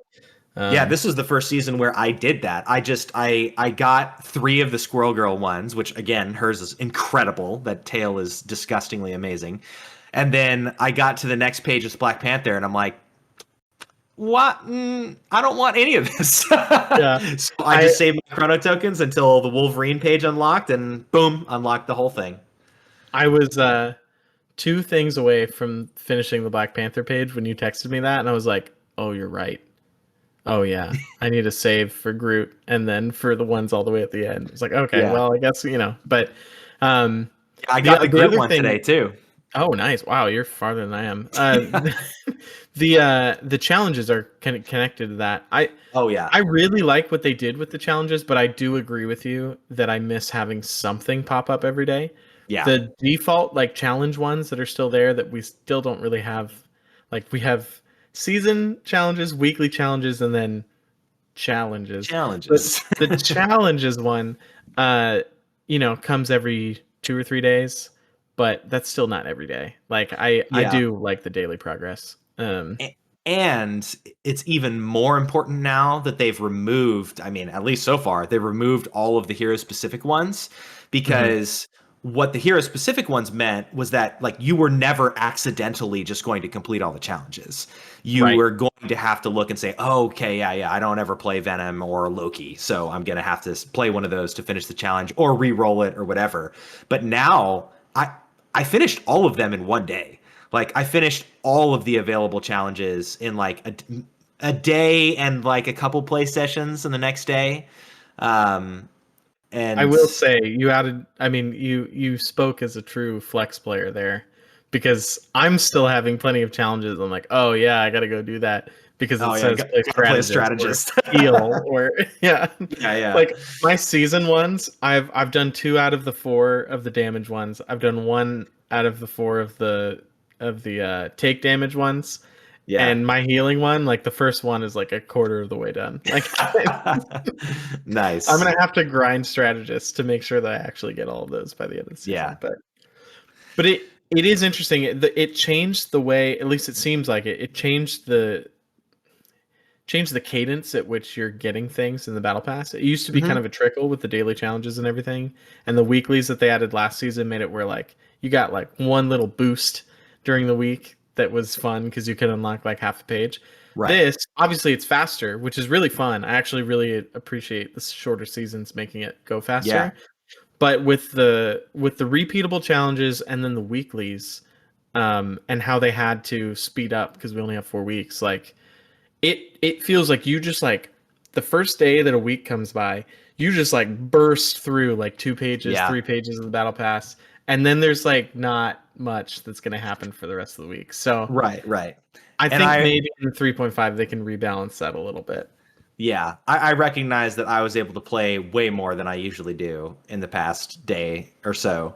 Um, but yeah, for other players who like the person on our Discord who finished all of them, like once you're done with those seasonal ones, like eesh, it's gonna feel really bad to have to wait days to get any sort of chrono tokens.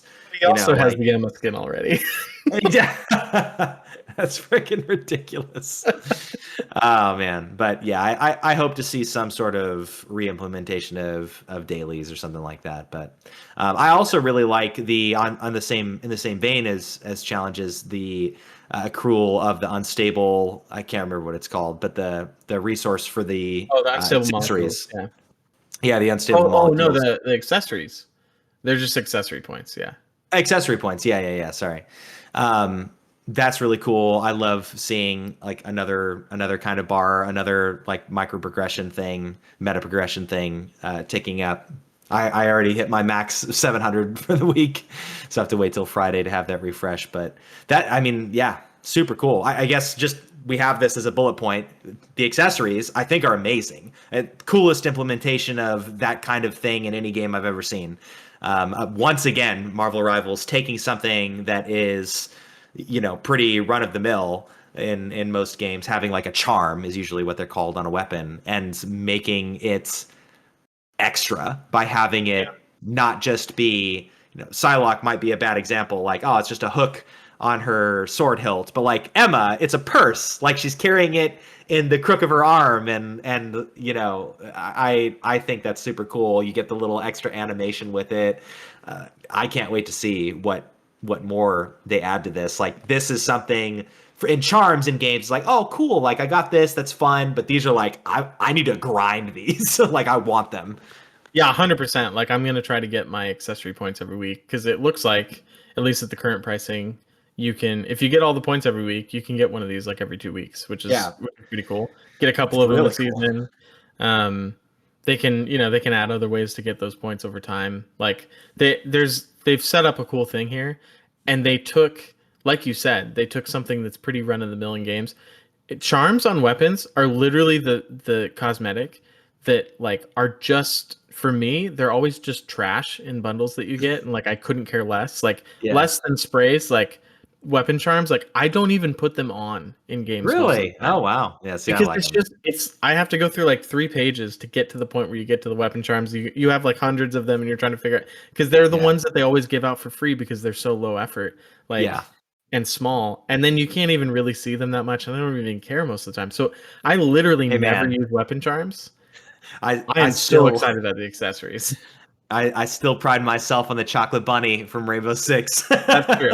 Well, see, yeah, I mean, Rainbow Six had a thing where there were a couple times in events where there was a weapon charm you had to get by doing something good, and that was cool. Like, but it Yeah. was because it was hard to get, not because of the Yeah, the weapon weapon charm. charm itself was cool. Yeah, it was literally a Yeah. chocolate bunny. And this like honestly, just putting the character on the side and having that little thing pop up above your kill thing, which is already like every time you see that kill thing, you go and look at it because you're like, yeah, and now you're gonna have Yeah, this other thing like cheering for you. right, Like right. that's just so fun that I want that on the side of the screen for all my characters, Yeah, So I'm yeah. excited about that.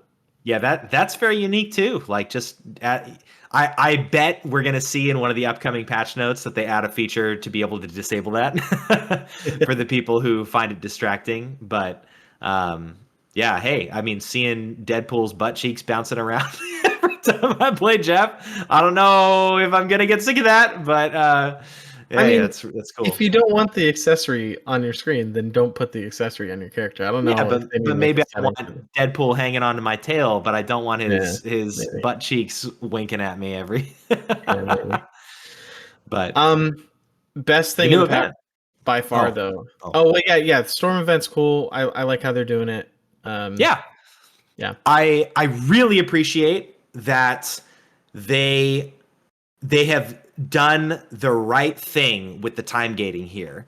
So for at first I was like, "Oh, is it bugged? I'm just able to get to the next step immediately." But then, yeah. So this is the thing because I jumped in late. I hit day 5 and it stopped. So they didn't time gate it if you're jumping in late. So you're not gonna, if you have to, because it's what, 20, it's 30 days, I think. So if you miss the first couple weeks, you're not going to be like, oh, frick, I literally have to do one of these every single day, complete one, or I'm not going to be able to get the skin. So they remove a time gate per day, which I think is peak. They heard your tears. I was so upset, dude, about that Wolverine skin. So They I'm heard your so tears. glad. I'm so glad they did that. They heard my tears over Wolverine, and they heard my Punisher thong Yep. Instagram post. And yes, hair is a big deal for me. Okay. Okay. Just a thing. All right. That's so funny. What I was gonna say was best thing in the patch by far is the post-match screen Oh my details. goodness. Yes. It's perfect. It's exactly Yep. what I want. You Jeff's don't need to give kiss. me anything else there. It's exactly what I want. I can't tell you how much time I think all of us, but I mean, just speaking for myself, how much time I've spent ending a match. Okay, wait, no, can't click one more because I got to back out and see what my challenges are. And then even just like clicking the challenges would get, I don't know, maybe it's just a me problem. Maybe I was just dumb, but like navigate, I would never get to the challenges on first click. I would have to like, okay, battle pass. No, oh, it's the wrong button. Like, oh no, I clicked the freaking ad for the store because it cycled through when I meant to click the battle pass. I Like, hit the tournament mode I didn't know existed. yeah. No, it's super cool. Seeing your challenge progress, seeing your proficiency, seeing what you can unlock was a really nice touch too. That again, I've never really seen that in a game where it's like, oh yeah, you could get the unit bundle, or you could get the Squirrel Girl spray, or just very cool. Very well done. My MVPs for this, like again, like you said, it's just saving so much time in between games. Is one, the click to the battle pass or click to the challenges to collect them. Awesome. But the real thing for me, because I've been on the Lord hunt for, like so recently, is the proficiency points showing up on it. Yeah. And the fact that it'll show up for multiple characters if you played multiple characters during it. Like it just that saves me so much time, because literally when I'm on a Lord hunt and I'm getting close to the end of a tier and I'm getting all excited about like, oh, I'm gonna get the KO prompt soon, or or Lord, right? Like literally every game I'm like, hold up guys, and all I'm doing is I'm going to the hero, I'm going down to find the hero, I'm going over to proficiency, and then I'm looking at where I'm at, and then I'm looking at which challenges are closer. And you still, if you're gonna look at like what challenges you have that are like almost about to take over and give you more points, you still got to go do that. But most of the time I'm finding I don't care to do that now, because I just see, oh, I got 50 points. Cool. Okay, I made progress. And I'm, all right, let's go. Let's do it again. Yeah. So. I used this analogy at work. Well, not this last week because I'm on vacation, but at a meeting a couple weeks ago about something where I'm like, I don't know if this will relate to everybody, but when you read a book and the book is so long, or it's like combining multiple books in a single volume, and it just gets frustrating because no matter how many pages you turn, you never seem to be getting the catharsis and the payoff of like closing the cover. That feeling is so important, that micro catharsis every time you see that meter fill up and you're like, oh, now I'm at I'm a quarter of the way through the book, I'm halfway through the book, I'm 3/4 there, like now I'm more motivated to get to the finish line. Like ebook well, this is turning into something else. Like the reason why I generally don't like ebooks is because I don't have that sensation with that medium of reading. And so seeing that get implemented into a game like this definitely makes me more excited and more motivated to pursue those proficiency ranks. Yeah. I like the Kindle's like 3 minutes left in the chapter thing. That gets it for me a little bit, but not nearly as much Yeah, as yeah. I said this. Actually, it's so weird that you mentioned that because I said this to someone a few weeks ago, like this Oh yeah. exact thing, and they had no idea what I was talking about. But I was like, yeah, you know how when you're reading a book and like you hit a new chapter, like you'll like look and see how many pages that chapter Yep. is Yep. before you put the book away, and they're like, no. I was like, No. what? Yeah, I do that every time. Literally every time I read a chapter in a book, I'm Yeah, like, okay, yeah. the next one's 12 pages. Okay, that's not that bad. Yeah, Okay, yeah. yeah. I'm gonna blow through that right now. Yeah, And yeah. honestly, sometimes if it's an amount of pages that I think is short, even if I don't have time, I'll just be like, well, I'm just going to read it now because I like Right. Yep. great, I Yep. can do momentum. And to bring it back, that is what this match, like this post match screen, does for me. Is now that one more round button really feels like something that I'm like, yeah, one more round, because I just saw a whole bunch of things that made tiny little progress instead of seeing nothing, which is what we had Right. before. It Right. was Right. like, Right. yeah, so. Well, speaking of things that, small changes that have big impacts, how about small changes that have no impacts to me personally whatsoever? Discord integration. Um, I'm sure some people will dig this. You already talked about this last week, honestly, but I It'll give mean, you for 100 me, units if you do it. So, yeah, I guess there you go. um, But for me, like, this is not a feature that I'll use.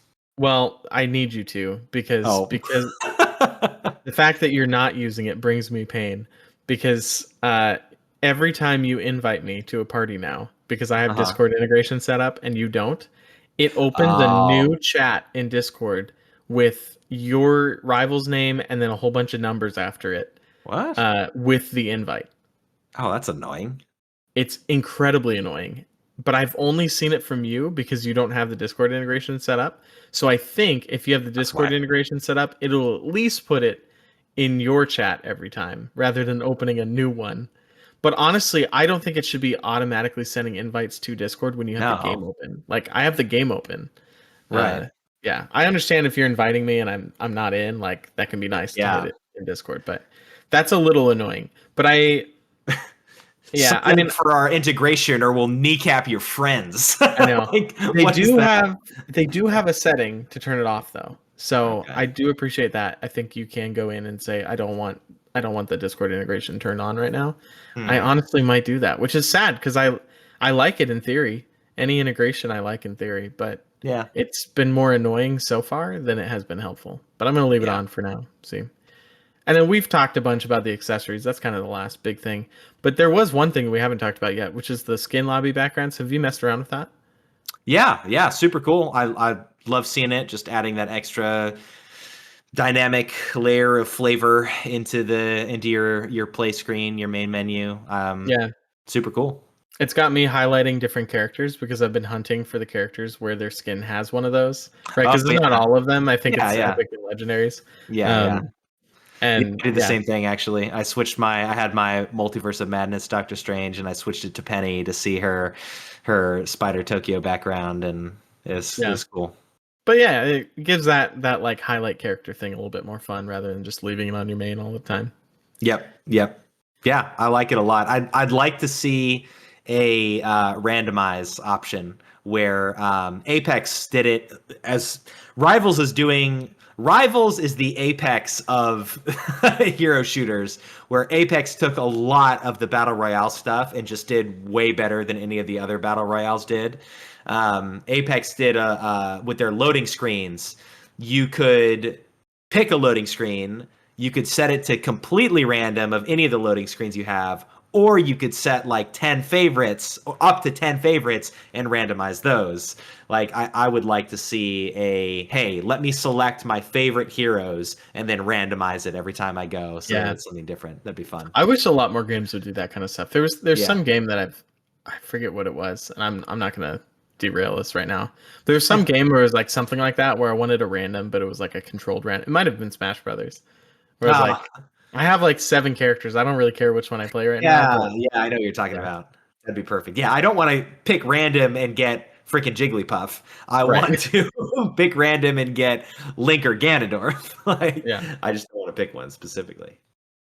Man, that just reminds me of old Siege Strat Roulette. Do you remember that? There was that website where you'd Oh, spin the wheel on what you had to do as a team. yes. Oh We my need to do gosh. that for Rivals. That'd be fun. That would be really fun. That would be really fun. Oh man, You that know might what have else to would be happen. really fun? If What? playing Armed and Dangerous. Oh, Sebastian, you here? Hey chat, Sebastian Stan here, armed and dangerous again. All right, thank you, Sebastian. So, yep, as I teased at the beginning of this episode, this Armed and Dangerous went exactly how you'd expect. Josiah just wiped the floor with me. Oh man, I had it in my. It was one of the later things in my podcast patch notes that I didn't get to, but I listened to the episode.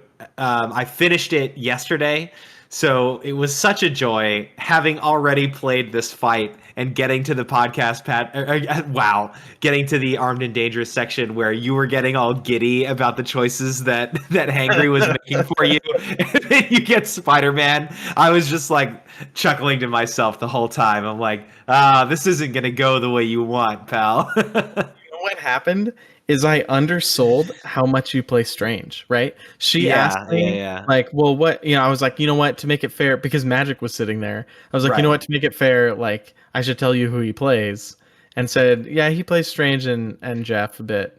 And I didn't Right. like say like Strange was your first main, Strange and is you're my really main. good with him. Yeah. And so she picked Strange for you. I'm like, okay, yeah, that's the right pick. And then she picked Spider-Man, I think, to even it out. I was like, that doesn't even it out. He's a better Most player played than me. And with now your worst played. I had played 2 minutes of Spider-Man in my life. Yeah. Yeah. Well, that's about how many minutes I'm planning on playing in the future right now, because that was an awful experience. Oh man, yeah. But you know what? At the end of the day, so this Armed and Dangerous. We played with two of our friends.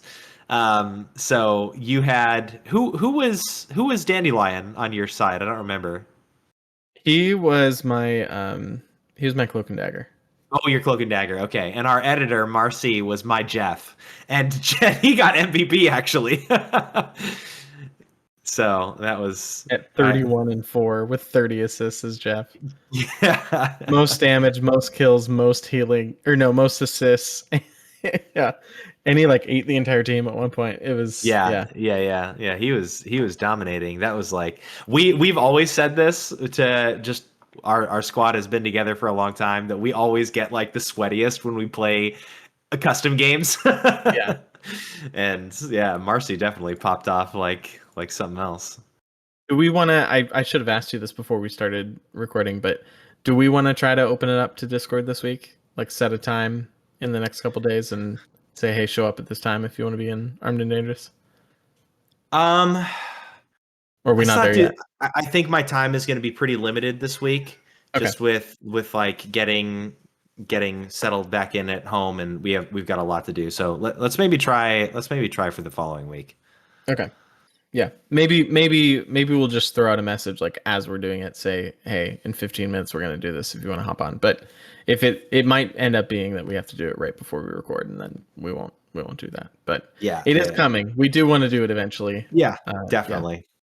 All right, well, let's pick our teams this week. I updated us to the season 3.0 data, and Oh baby.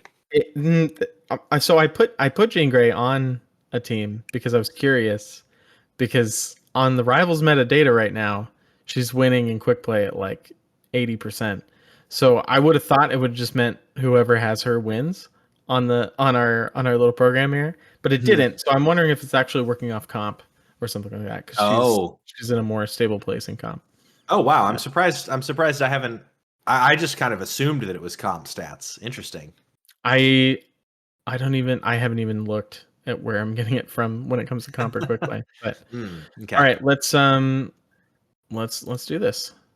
So your first Vanguard is Emma Frost or Thor? And we're doing Frost. the captain thing, right? You have to. Yeah. Okay. Emma Frost, team captain. All right. That's why I said Pick that. one. I get Magneto or Penny Parker. I think I'm gonna take Magneto. Nice.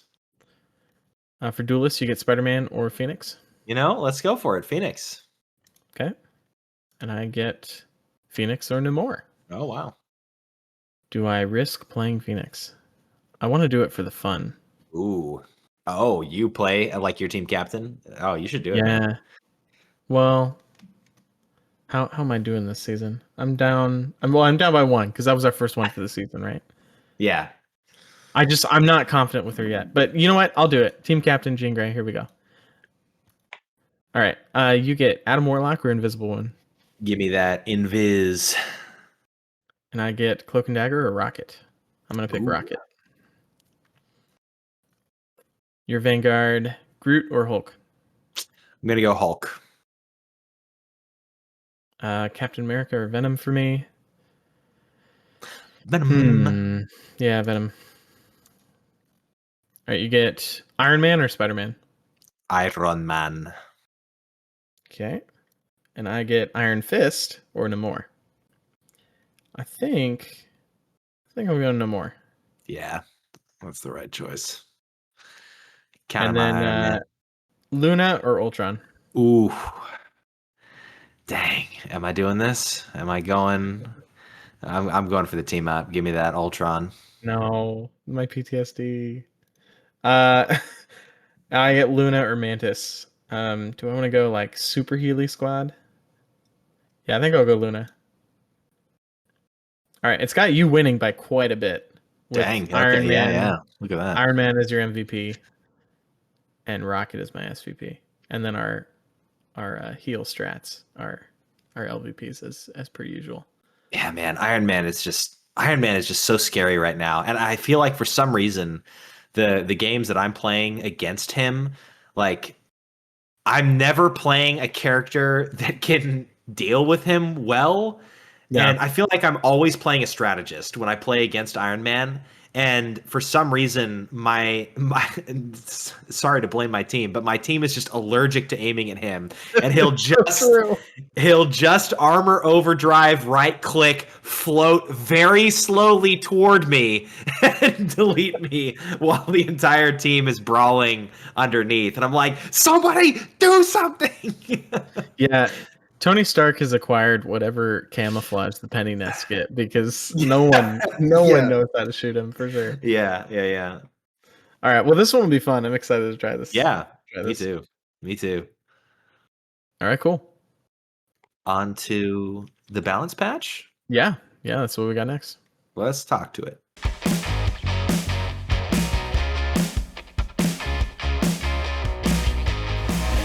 Actually, before the balance patch, we're going to take a moment to talk about the hero hot list. And honestly, nothing too remarkable here for me personally. Great to see Magic's win rate increasing, which is wild. I'm not sure really how that's happening. Not only has her pick rate increased, but her win rate has increased, and same for Black Panther right underneath her. This is all ranks competitive that I'm going by the way. Both heroes who are not flyers or pokers or great counters for. It was a bad meta for them, and Yeah. they both got absolutely no adjustments or any reason to make people want to pick them. Right. And they both did even better. I don't. And that really sticks. Like they don't leave the top three through Grandmaster. Like they're, I guess Black Panther's number 4 technically in Grandmaster, but like Magic, Black Panther, Penny, Rocket, Ultron, like those are the dynamic 5 for this season. And you feel it. I will say I really love this about the balance for this game is that they're totally okay with having Magic and Black Panther as these specialists that you don't see very often, but when you do, people are good with them. And like they're not worried about it. And I like that. I mean, not just because I play Magic and like I hate playing against a Black Panther when there's a really good one, but I like that he exists and that the people who are good with him get to be good with him. Yeah. Like, because it's not Wolverine with this team up that we're going to have to talk about later where like every game turns into Black Panthers destroying you because not everyone is capable of doing it, so. Right.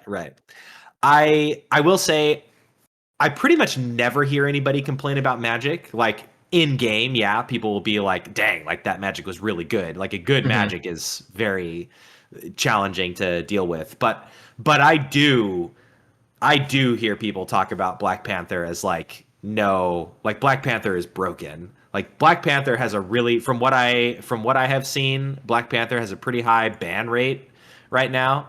And it's because he's just like no one else has a combo like Black Panther where he can just delete you in 1 second, basically. Yeah. And Yeah. there's just no counterplay. Like Magic has really quick deletes for squishies, but you can like there is still some counterplay. So I don't expect seeing a Magic nerf, but I wonder if we would see a Black Panther one potentially. I think that's more likely than a Magic nerf. Yeah, I think Yeah. my only bummer with the fact that they're so good and like stably so good is that I don't think we're gonna see like I really want every time a balance patch comes out, I really want there to be something for Magic that makes me go like, "Ooh, I want to play a bunch of Magic again," right? And like she's been exactly the same since like season 0. Like Yeah, they some had minor one nerfs, nerf in but season yeah. 0, and then she's been pretty much exactly the same since then.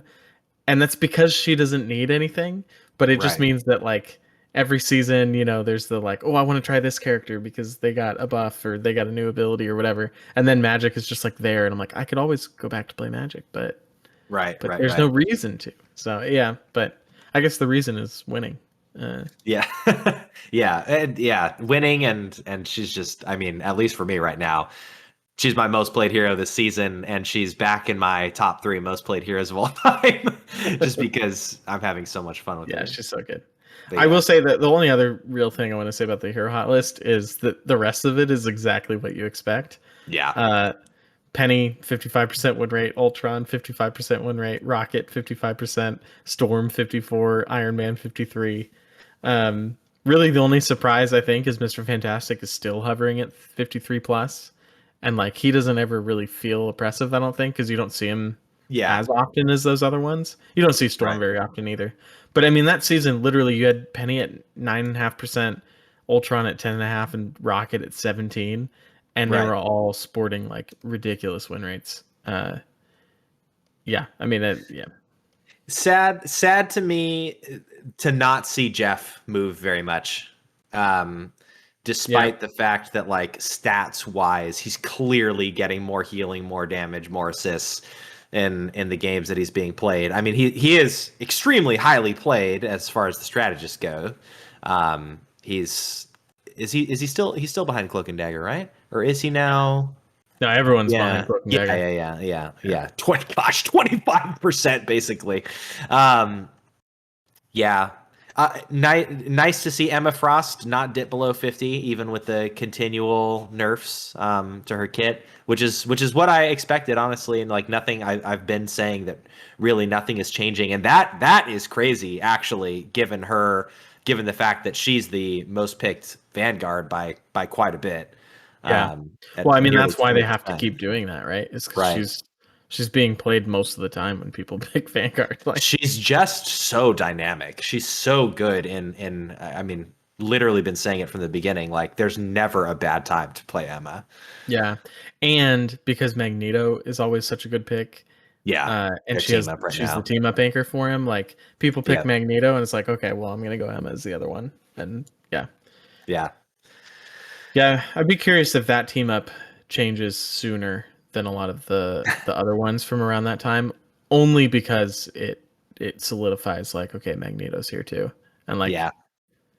I don't know. Like I do we talked about this a few episodes back. I do want to see more Vanguard related team ups. But Yeah. maybe we need more Vanguard related team ups other than take the 2 best Vanguards and tell you to play them together all the time. Like Right. Yeah, that is definitely true. all right, well, you want to talk about balance? Yeah, let's do it. Let's jump in. So All right. we'll just alternate and go through every other one. Kicking it off with Emma Frost.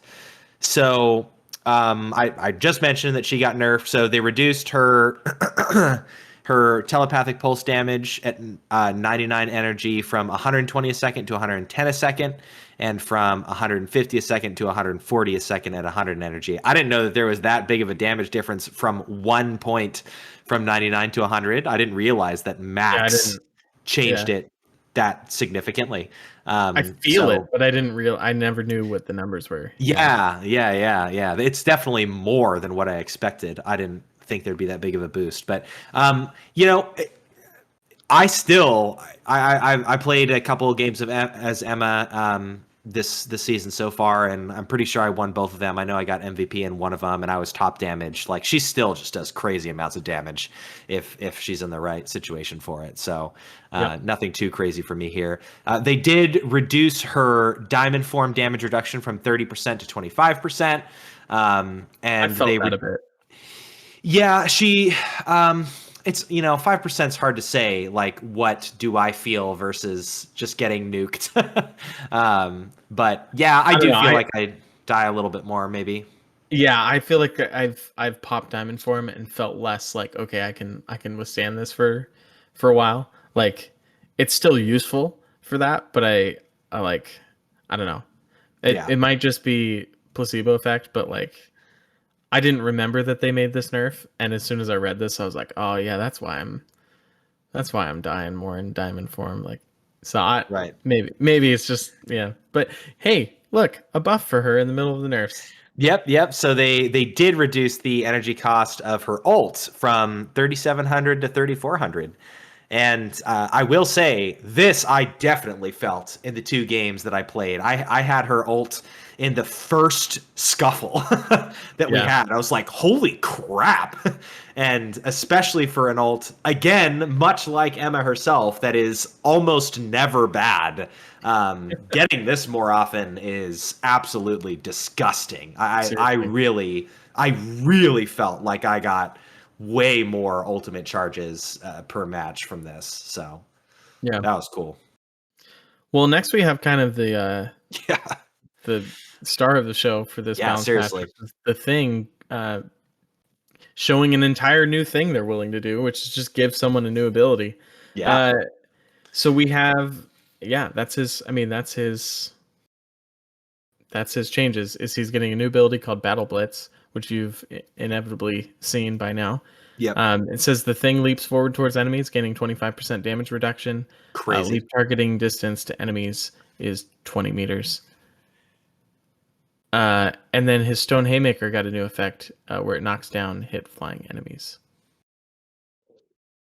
So, I mean, this has been super good. Take out flyers. You do have to charge the Haymaker before you leap into the air to really get the full effect of knocking him out. It doesn't cancel when you leap? It does not. So that's actually a huge aspect of using it. Because you would have to be really far away, further than the 20 meters you're allowed to be, in order to like start charging that after you jump and hit it consistently. So yeah, start charging it, then use your F. And just as a reminder, the embattled leap 25% damage reduction lasts for 3 seconds.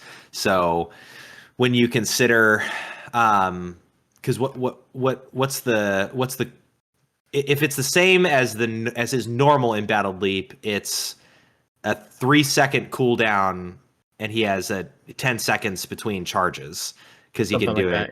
Yeah. So you can that's a lot of uptime on his. Well, the charges are shared between the two, so that's the other thing that we didn't know coming into it. So I mean, you're not leaping. You still only have 2. Yeah, but still. Yeah, but you have the versatility now for it. So right. Cool. Being able to get 6 seconds of uptime is big. Moving right along to Venom. So he's got a stickier grip, they say. His control after diving is more terrifying. So they increased the cellular corrosion enemy slow effect from 15% to 25%. So this is his. This is when he uses his F ability from the air. Gets that extra 10% of slowdown. Venom is. He was one of my S tier. Want to play him a lot more this season for a reason.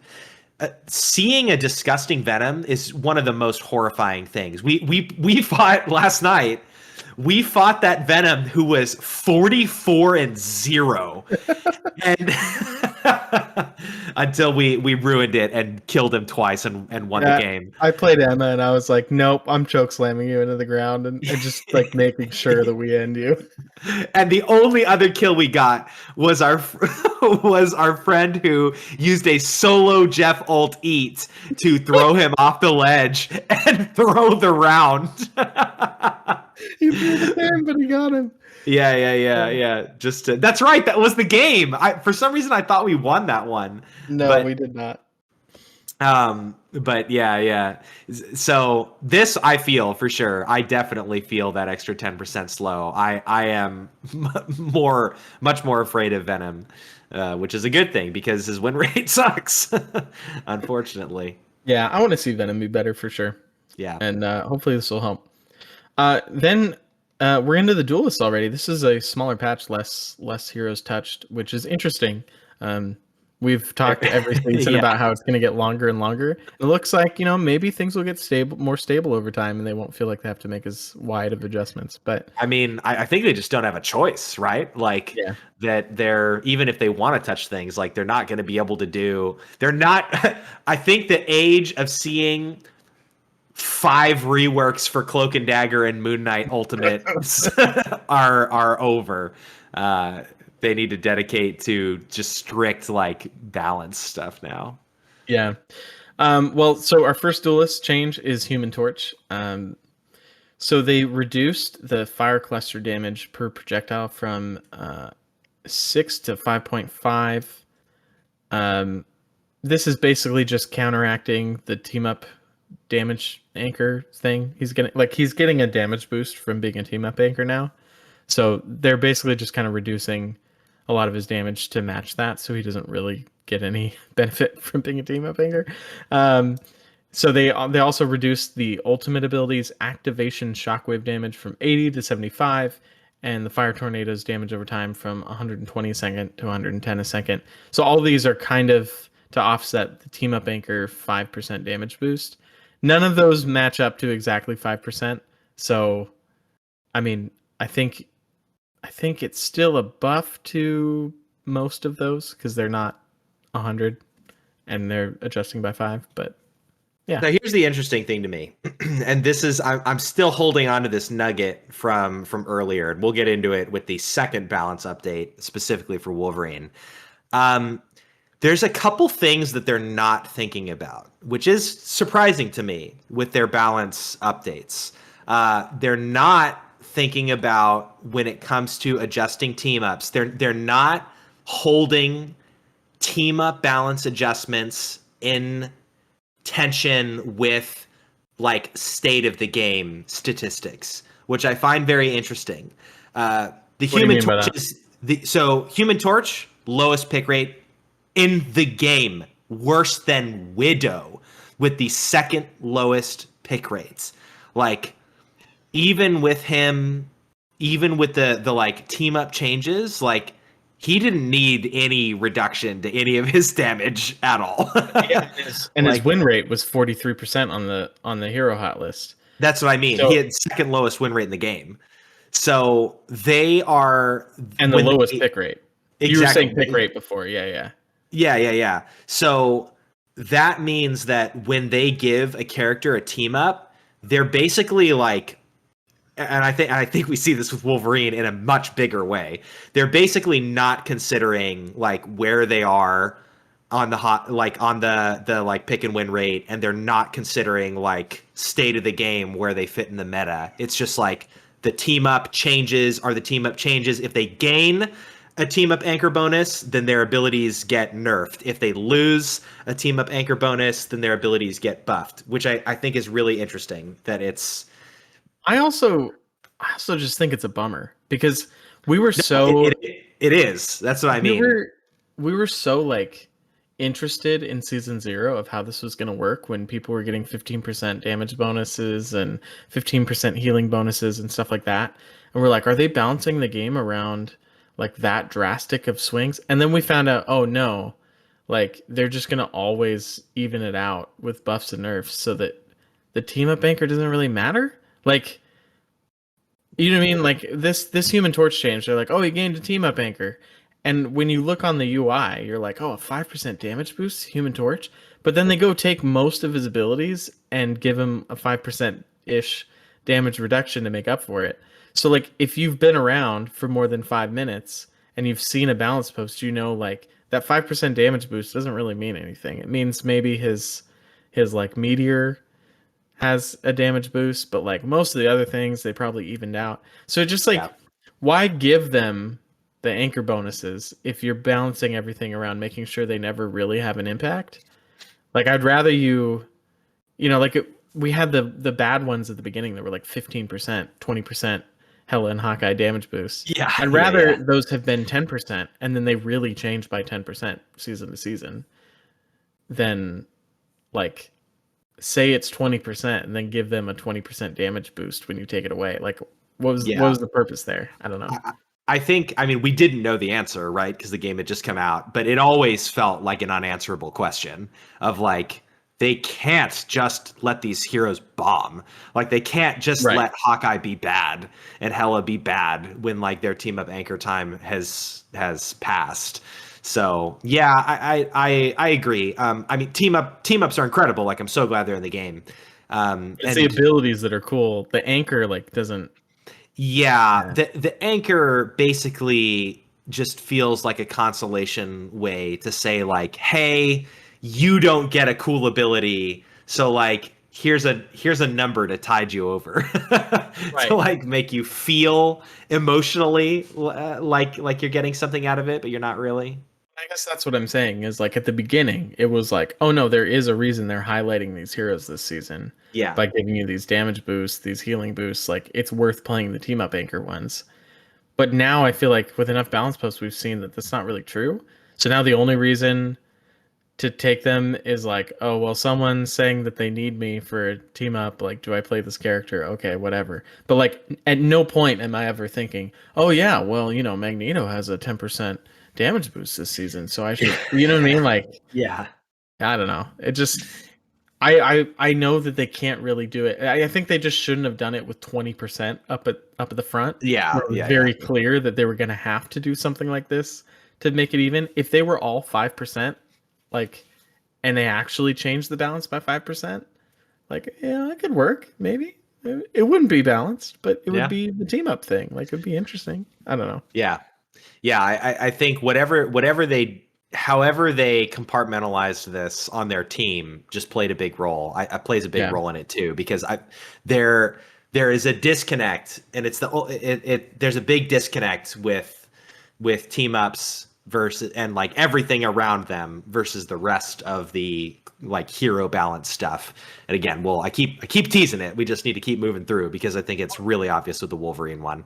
Yeah, one last thing about this. They also could do what we thought it was originally, which was that you got the team up anchor when you had the team up, like, when there were actually the people on team up. And then we found out you always had it. And I think that was we should have realized that always having it, regardless of if you have a team up, means that it's baked into the hero, not actually part of the team up.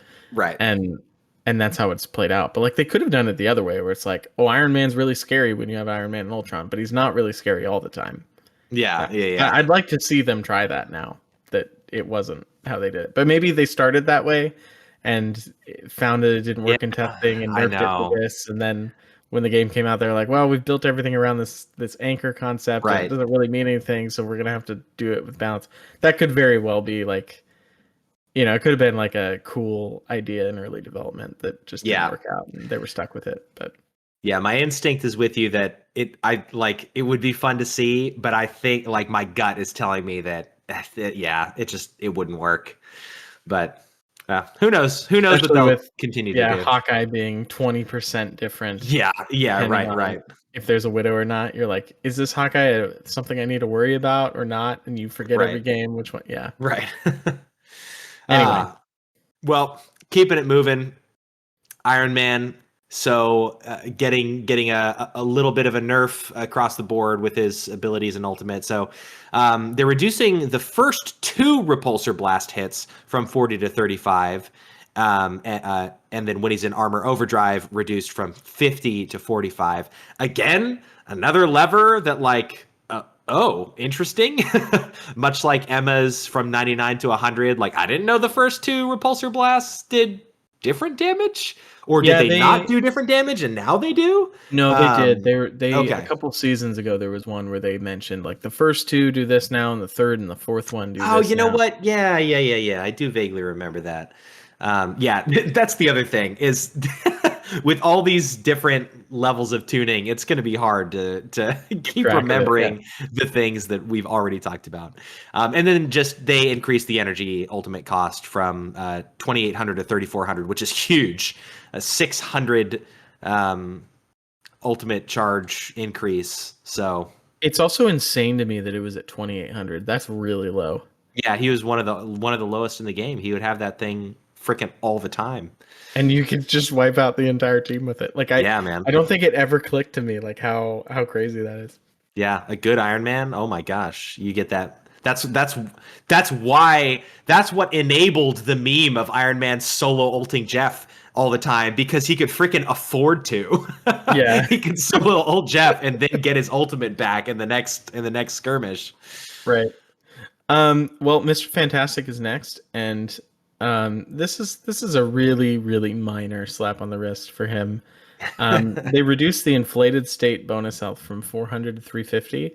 Now, it's 50 health. It sounds like a lot. Then you remember that's the inflated state bonus health. So he already has, I want to say it's 300 or 350. I don't remember which one is his base health. Yeah. But this is like on top of that. So let's say it's 350. He was going to 750, which is what they boosted Penny to. Yeah. And now he's going to 700. Or it's, it was 700, now it's 650. Either way, he's still becoming a tank every time he gets inflated Right. state. Like, and becoming the tankiest tank. I've been playing Mr. Fantastic a little bit more, and he still feels fine. I don't feel like this hits his survivability really that much, because it's not usually when you're in inflated state that people are actually killing you. Like, right. They're doing it once you get out of it and you're back Yeah. lower. But yeah, honestly, a lot of the time I see a Mr. Fantastic in an inflated state, and unless there's no other target, I'm just like, nah, not even bothering. Like I'm just like I'm not going to throw damage into a Doctor Strange shield. Like I'm going to target somebody else. Right. So, yeah, because so much of its health is bonus health that's going to go away when he's not big anymore. So it's just unless you can burn him down super fast, there's like almost no point. So I don't know. Like the Phoenix. Oh. Yeah. No. No. No more. I hated having to listen to that in last week's podcast. No more or Namor? No, Namor. So moving on to Namor. Namor is the character that I have the most just shock with. I don't understand how his win rate is not just through the roof. He's never freaking bad, and he's getting buffs. They're making his primary attack do more damage from 70 to 75 and increasing the projectile speed from 120 to 150, which also means it's not on here, but the arc of his projectile is flattened with this projectile speed increase, which means that you can snipe with him way more than you ever could before. So that already is disgusting. And then they increase his right click, Wrath of the Seven Seas projectile speed to 120 to 150 to match his primary attack. Namor is just like in the absolute perfect position to be dominant in the game right now. Gamma Squid is absolutely disgusting, but even without it, Namor is just, whenever I play him, I feel unstoppable, and I don't know why his win rate is not reflecting that. Like, there's no other hero in the game where I feel that kind of breakdown, where he's at 47% win rate right now, at a 5% pick rate. It's like, what the heck? I don't understand what's going on there. Yeah, I am really excited about. This is probably the change I'm most excited about, which is weird because I don't normally get excited about Namor, but these changes are so good that every time I've played him now in season 3, he has just felt like what I've wanted him to feel like the whole time. Like, you're like, I can hit things now. No, that really is what it is. I mean, I think last season, on paper, you're like, he's a great counter to what's going on with all the flyers and everything, setting up the consistent damage from your turrets and being able to hit them up in the sky and stuff. But but with the arc and how slow you were shooting, like you just miss way too much, and it felt like you couldn't. I don't know. Every time in 2.5 that there was like a flyer comp of the other team, I was like, okay, I'm going no more. I'm gonna fix this. And then I felt like the whole game I was like, why am I not doing anything? Yeah.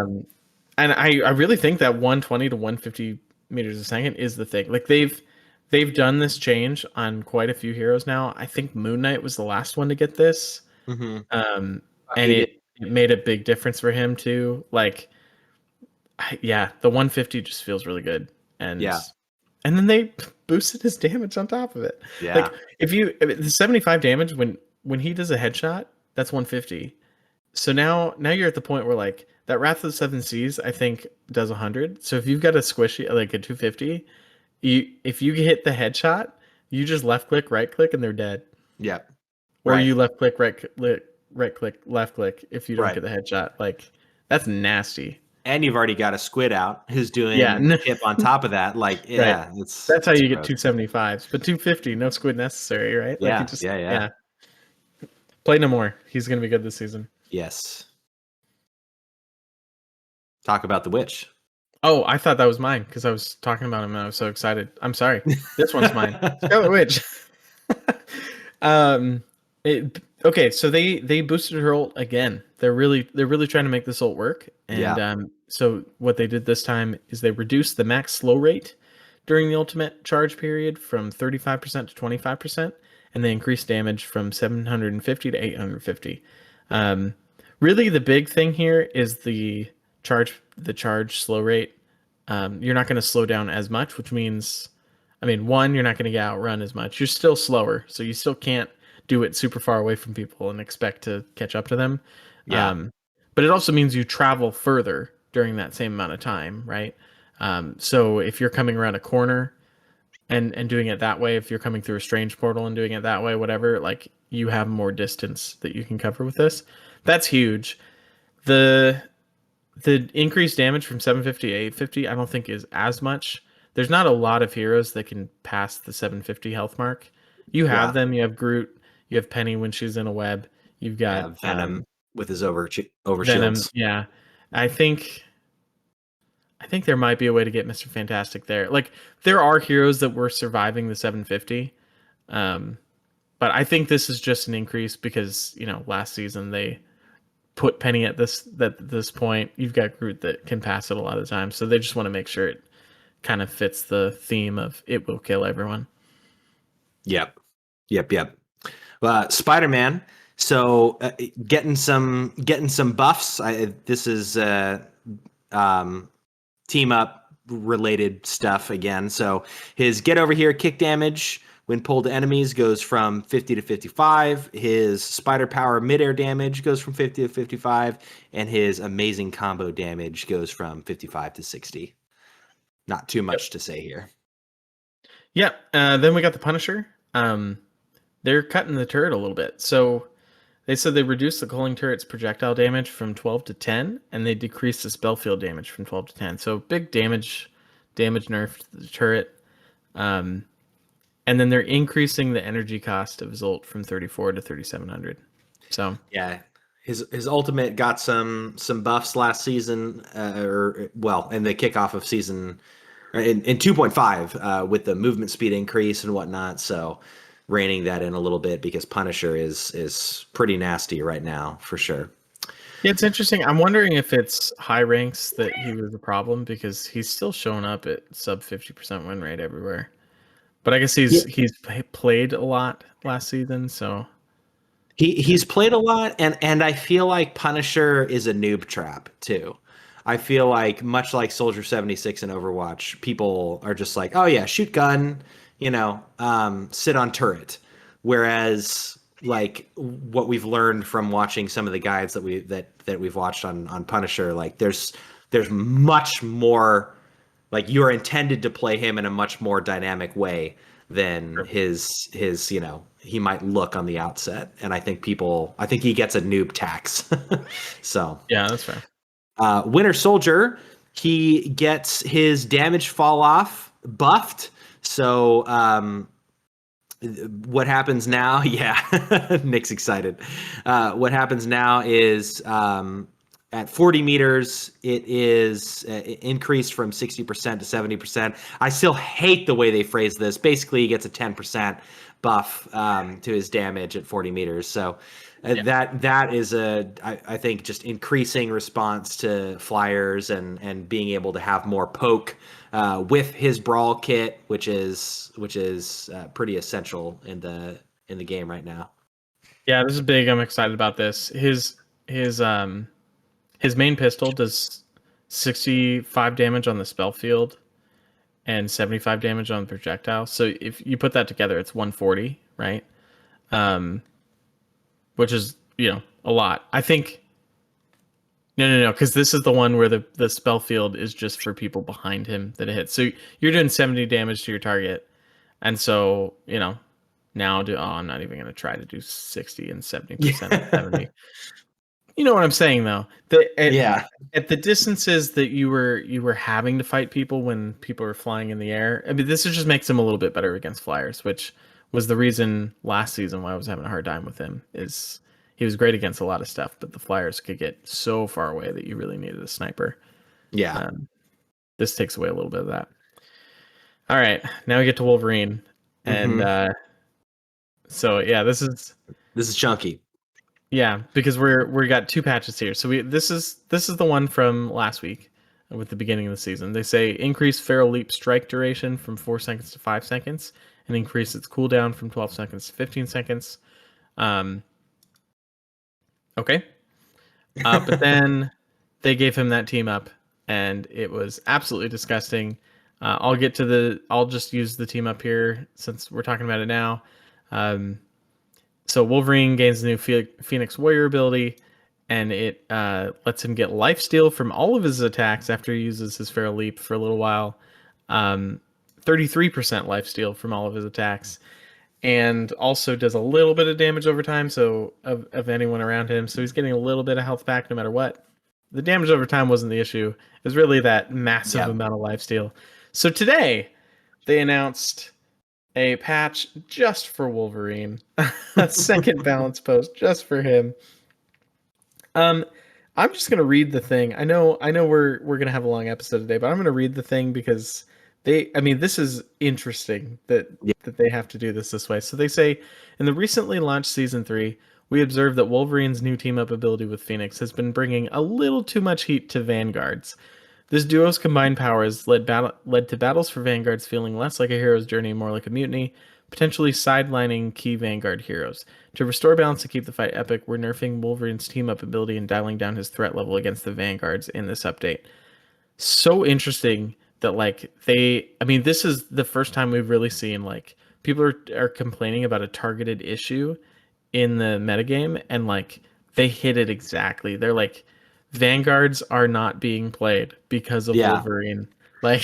Well, I know we never, I don't think we ever explicitly said it because we were talking about how an update like this would take more time than the time that lapsed between Necros's comments and the update. But they did, there was the strategist strike in which they buffed the damage of basically all strategists.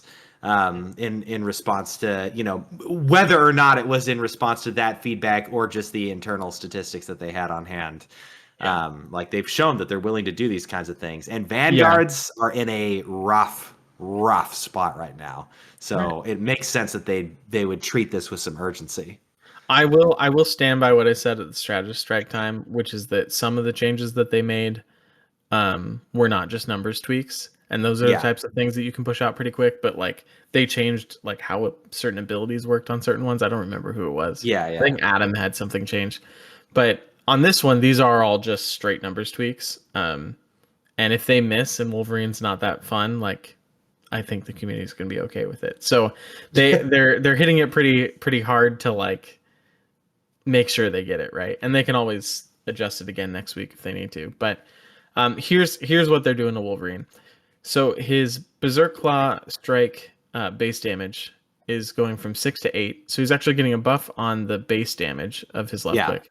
But the percentage damage is going from 4.5% to 3.5% at maximum rage. So again, specifically targeting, he's not going to be as good against vanguards as he typically is. And that's still his job, but they're just tuning that back a little bit because it was just, too bad. Right. Then his regenerative healing factor, his passive, the cooldown is going from 90 seconds to 105 seconds, which is big on his survivability. However, they're increasing the cooldown reduction from 10 seconds to 12 seconds when he participates in a KO. So Wolverine's healing factor recharges faster every time you either get a kill or an assist. And so they're making it, if he's doing well, he's gonna, get it faster. But on the base level, it's gonna take longer before he can just decide he's not dying again. Because the team up ability with that lifesteal also lets him just decide I'm not gonna die. And this is the other thing they're touching. They're reducing the lifesteal gained from that team up from 33% to 25%, which is pretty big. Yeah. So this is the other part of what I've been wanting to say when it comes to the balance for each season. This clearly was a decision that was made just because they wanted to give Jean and Wolverine a team up. Not because they're like, oh, who needs a buff right now? Right. The biggest counter to the entire role that is absolutely dying right in the current meta. It was so wild to see the responses when this was announced. Like, super cool, looking team up, but just like, seriously, you've just had the Vanguards absolutely dying in season 2 with the flight meta, in season 2.5 with the flyer meta, and now you're gonna kick them while they're down with freaking Wolverine being unkillable. So it is interesting how like the team up balance is just like missing that aspect of like, okay, where are we in the meta? Who needs this? Who shouldn't have it? Like, This was like 100%. This feels 100% lore and flavor based, and not at all like game based. Like, I don't understand how you look at Wolverine and think his problem is he doesn't have enough ways to heal. Like, he already has a second health bar every couple minutes. He already has an ability that does incredible damage reduction. He already has more health than all the other duelists in the game other than Mr. Fantastic. Like, his survivability is not his problem. Yeah. Like, you could give him some, I don't know what you need to give him really, but like, it's not the biggest self-healing that any character has ever had in Rivals. Right. That's definitely not what he needs. Right. Yeah, I don't know. This team up is just so interesting because it feels like the closest like alternative universe I could come up with for this is like, this team up feels like if they saw Spider-Man and they're like, you know what? What if we let Spider-Man go invisible? That would be super cool. And you just like gave Spider-Man stealth for like 10 seconds and he could just come in invisible. Like, yeah, that's super cool, but we do not need this. So I'm glad that it's getting pared down a little bit. Hopefully it'll be bearable for Vanguards again. Yeah. And I want to see them prioritize like cool lore things like that. Like, I don't want them to come in with Jean Grey and give Black Widow a team up, just because she's the lowest win rate in the game. Like, I want to see them continue to focus on lore and story and like the experience, the fantasy. I'm sorry if you can hear my cat. The entire episode just she is so clingy right now because I've been gone. She's a good girl. Her name is Freya. You'd love her. I'll post a picture of her on the Instagram. But yeah, I want to see them continue to play into that hero fantasy. But yeah.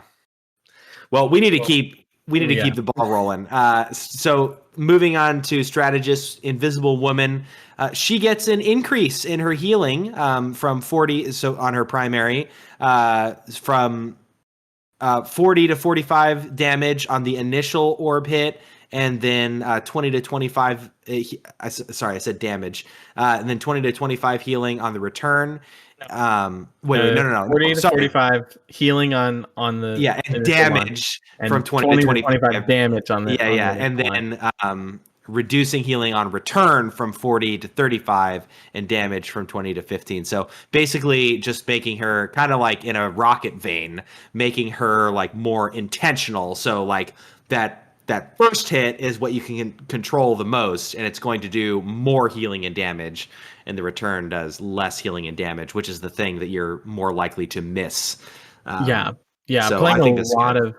playing a lot of Invisible Women, like it is so much harder to consistently get the return hits. So putting more healing on the front half is like it feels so good this season. Like I feel like I'm Yeah. doing so much more healing, and they didn't actually add any healing to her kit. It's just the part that you're more likely to hit now.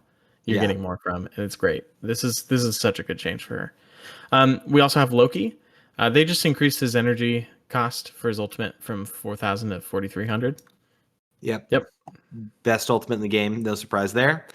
Mantis. So her healing flower gets a new effect. Heals allies by 2.5 per second.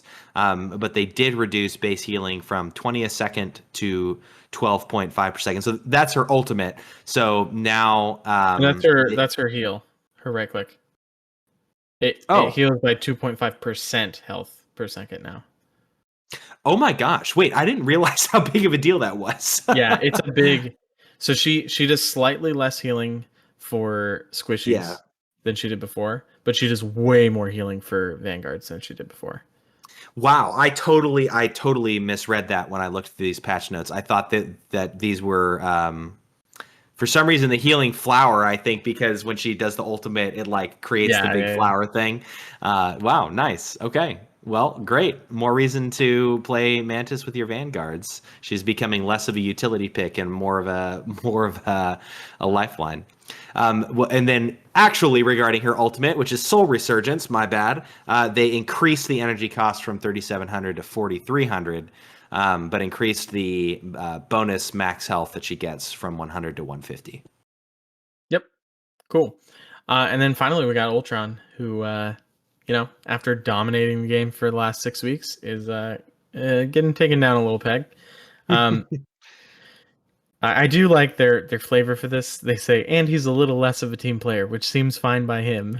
But Yeah. basically, his dynamic flight, the acceleration that you get after he does the initial dodge, has gone down from 8 seconds to 6 seconds. And then his imperative firewall bonus health, the one that we were all saying before it launched, like, wow, what a useless ability that doesn't do much.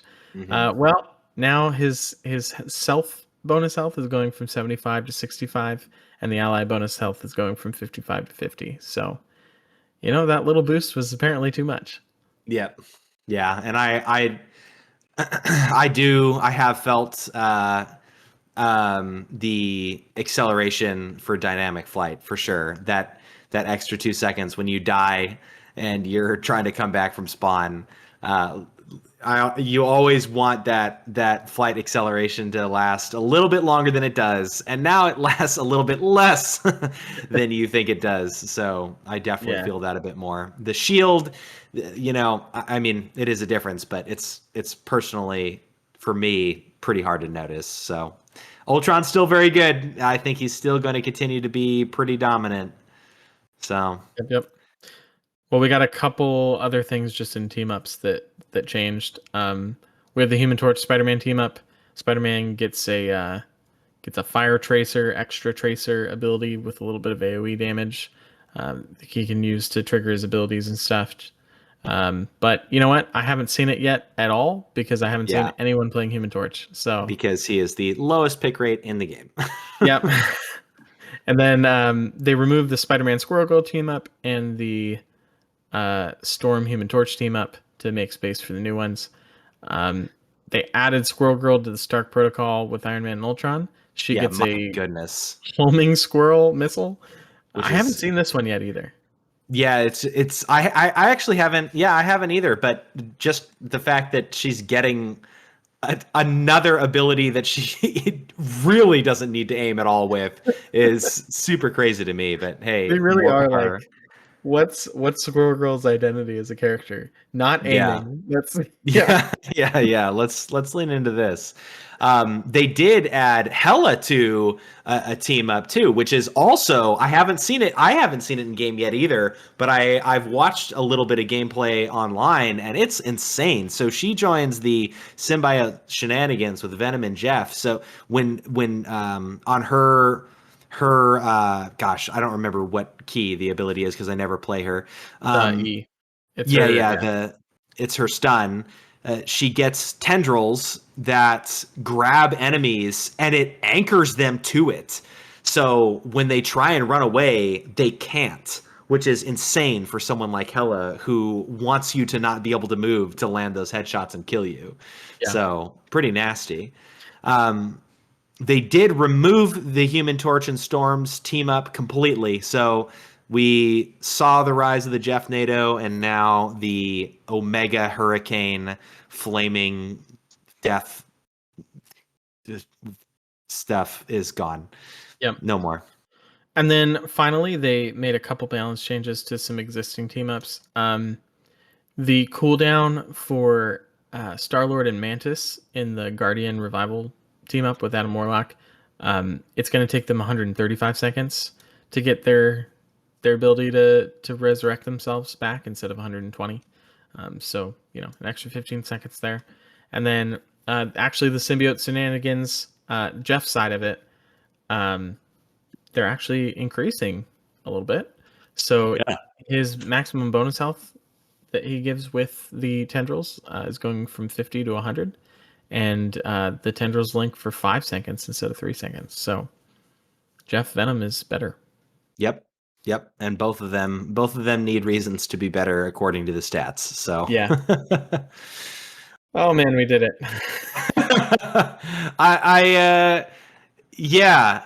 There's season 3, everybody.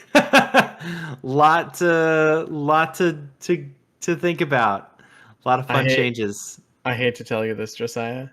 Yeah. But I don't think there's a way that this episode isn't going to be over 3 hours. Let's move on to the Reddit take of the week.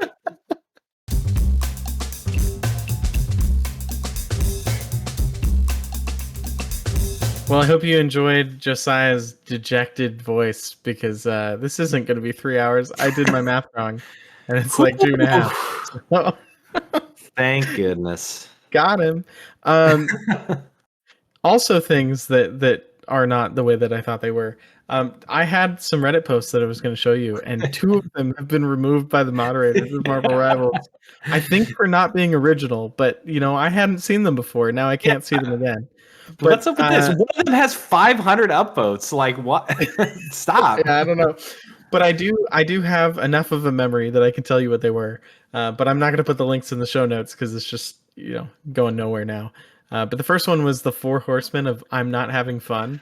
And it was Cap, Wolverine, Black Panther, and Spider-Man all like as lords right next to each other. And then the next one, it said, what heroes and situations you generally like can't help but feel bad for. And the caption was, me looking at the solo tanking Thor coming out of spawn for the 11th time this game.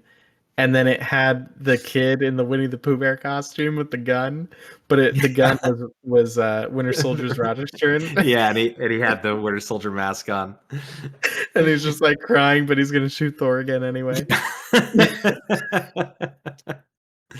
Yeah, I always feel bad when the enemies get trapped in spawn. Like that's just the worst feeling ever, because like. Very, very rarely do you see somebody come back from that. You got to do it because you got to get that extra fight. Yeah. Like if they actually wipe you out at spawn, you can get back to point before they. Right. But what else do we got? So I put 2 of them in here that I think kind of go together and play a little bit off of this episode in a way. So The first one is by Observe Graven, and it is titled "The Game's Intended Team Composition," with the season 3 background pasted, and on this team composition is Magic, Wolverine, Blade, Jeff, and Phoenix versus Hela. That is 4 DPS and 1 healer. And 5 when you include the Hela, yeah. Yeah. If you include the Hela, who for lore purposes is fighting against all of them, but for team comp purposes is the 6th character in this composition. This is how Marvel Rivals wants you to play. 5 DPS and Jeff. But seriously, rip Vanguards for not even like having a representative on the art for the entire. Like they could have put Emma here. She has a Phoenix skin. She's got the Phoenix skin, right? But they're trying to hype you up for Magic and Blade. Blade is the new character. Yeah. Magic is getting the new, like, what I expect will be the new legendary skin for the season, and then of course Phoenix there as the new hero. And then she's got to have Wolverine as part of the team up. But yeah. This is just funny that, like, yep, this is how it ends up anyway. I do like the top comment says, reminds me of when Magic, Black Panther, and Psylocke were in a team up. Like, what was that supposed to incentivize teams to have 3 dive VPS for? Like, when? Yeah. I know, whenever I would get that full team up, I'd always be like, yay? Like, I remember using that team up as an example, though, of why I don't ever want roll queue in the game, because there are things that are like 3 DPS can win. Like I do see one tank, if it's a good anchor tank like Doctor Strange or something like that, 3 DPS, 2 strategists, like that, that kind of thing can still happen. So I do like that sort of thing, but yeah, not 5 duelists and one strategist. This is not the way. Someone else points out that this is still an upgrade from, I'll just read they say it's still an upgrade from that recent pick of the cosplayers at Anime Expo. Quite a lot of them, and not one strategist or Vanguard. They were all, yes. And then someone says, well, there was one Loki, I think. Yeah.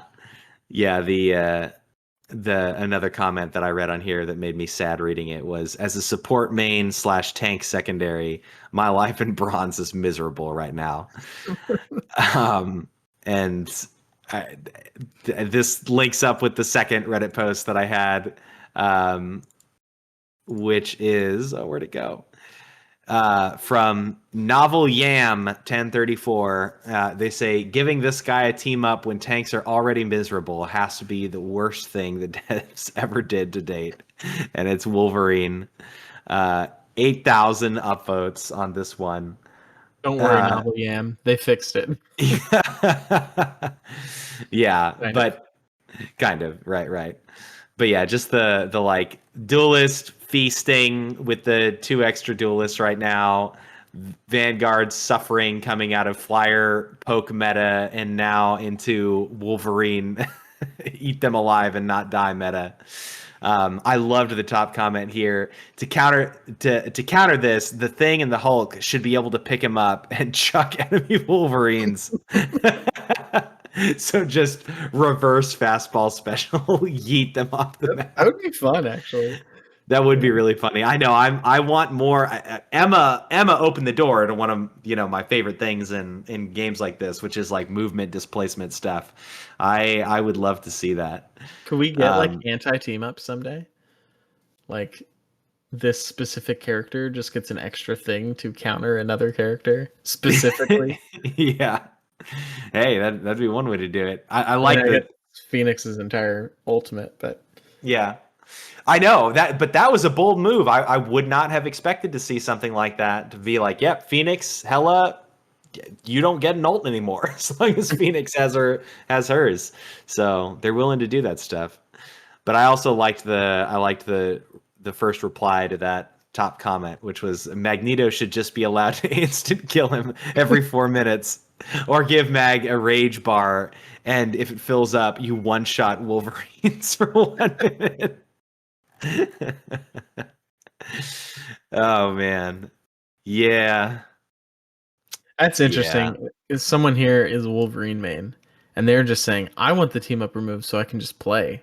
Because Right. he's either like banned or half of I saw everyone that. on the team wants to be him. That makes sense. Yeah.